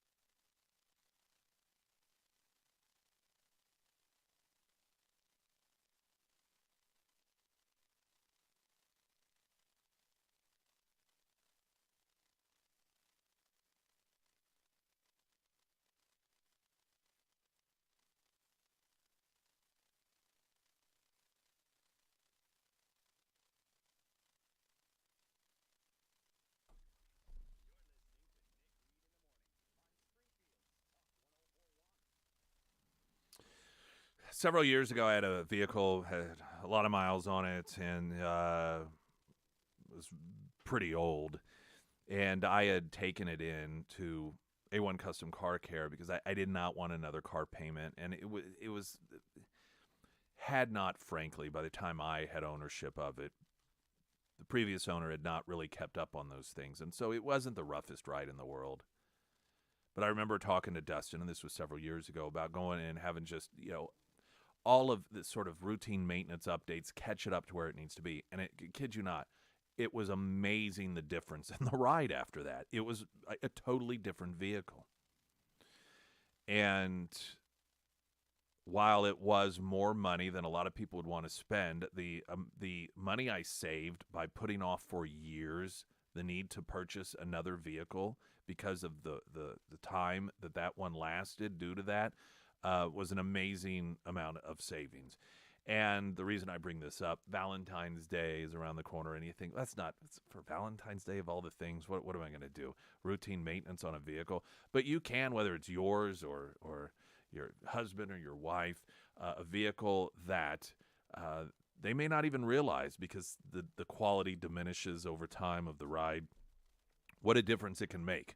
And it's almost like driving a brand new vehicle oftentimes with some vehicles and having that routine maintenance done. So just take it in, A1 Custom Car Care, one of their 3 locations.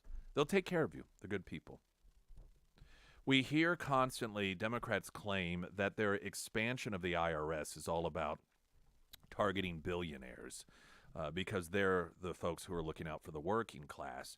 Statistically, once the numbers have been poured over, it was revealed several weeks ago that under the Biden administration, the people that make, I think it was $20,000 or less per year, were 5 times as more likely to be audited by the Biden administration's IRS than wealthy people. So much for targeting the rich. Here's a new one for you. Biden's IRS unveiling a new plan to crack down on waiters and waitresses' tips. Once again, really sticking it to the rich in this country. The IRS is proposing a revenue procedure this week to crack down on all of you servers out there to make sure that you aren't denying the government their fair share of your tips.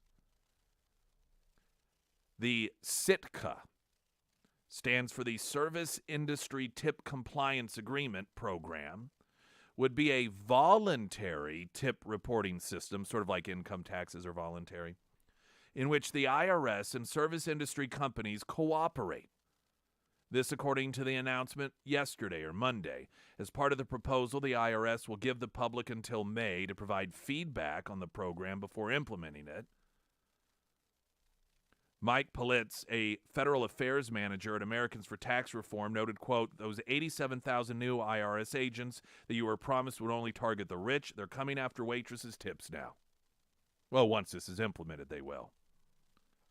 According to the IRS, the program is going to seek to, quote, improve tip reporting compliance. So make sure all of you, see you greedy servers that aren't paying your fair share.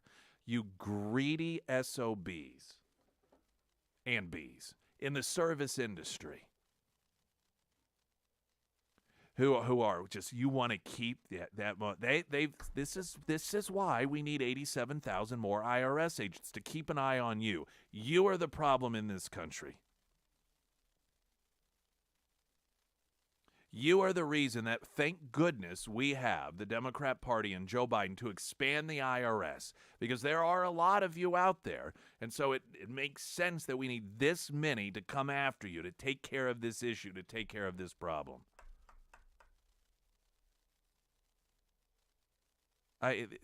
The targeting of the most vulnerable in our country, the targeting of the lower class in this country. And incidentally, you want to know why? If you ask, why target us? Because they know that you do not have the financial means to defend yourself against the IRS. You have no protection. They know you have to do exactly what it is that they say. You are defenseless against them. And so you are the target. But don't worry. they'll tell you, oh, no. Nothing to worry about at all. It's just to make sure you're compliant. If you're not doing anything wrong, you have nothing to worry about. Beck's next. I'm Nick Reed.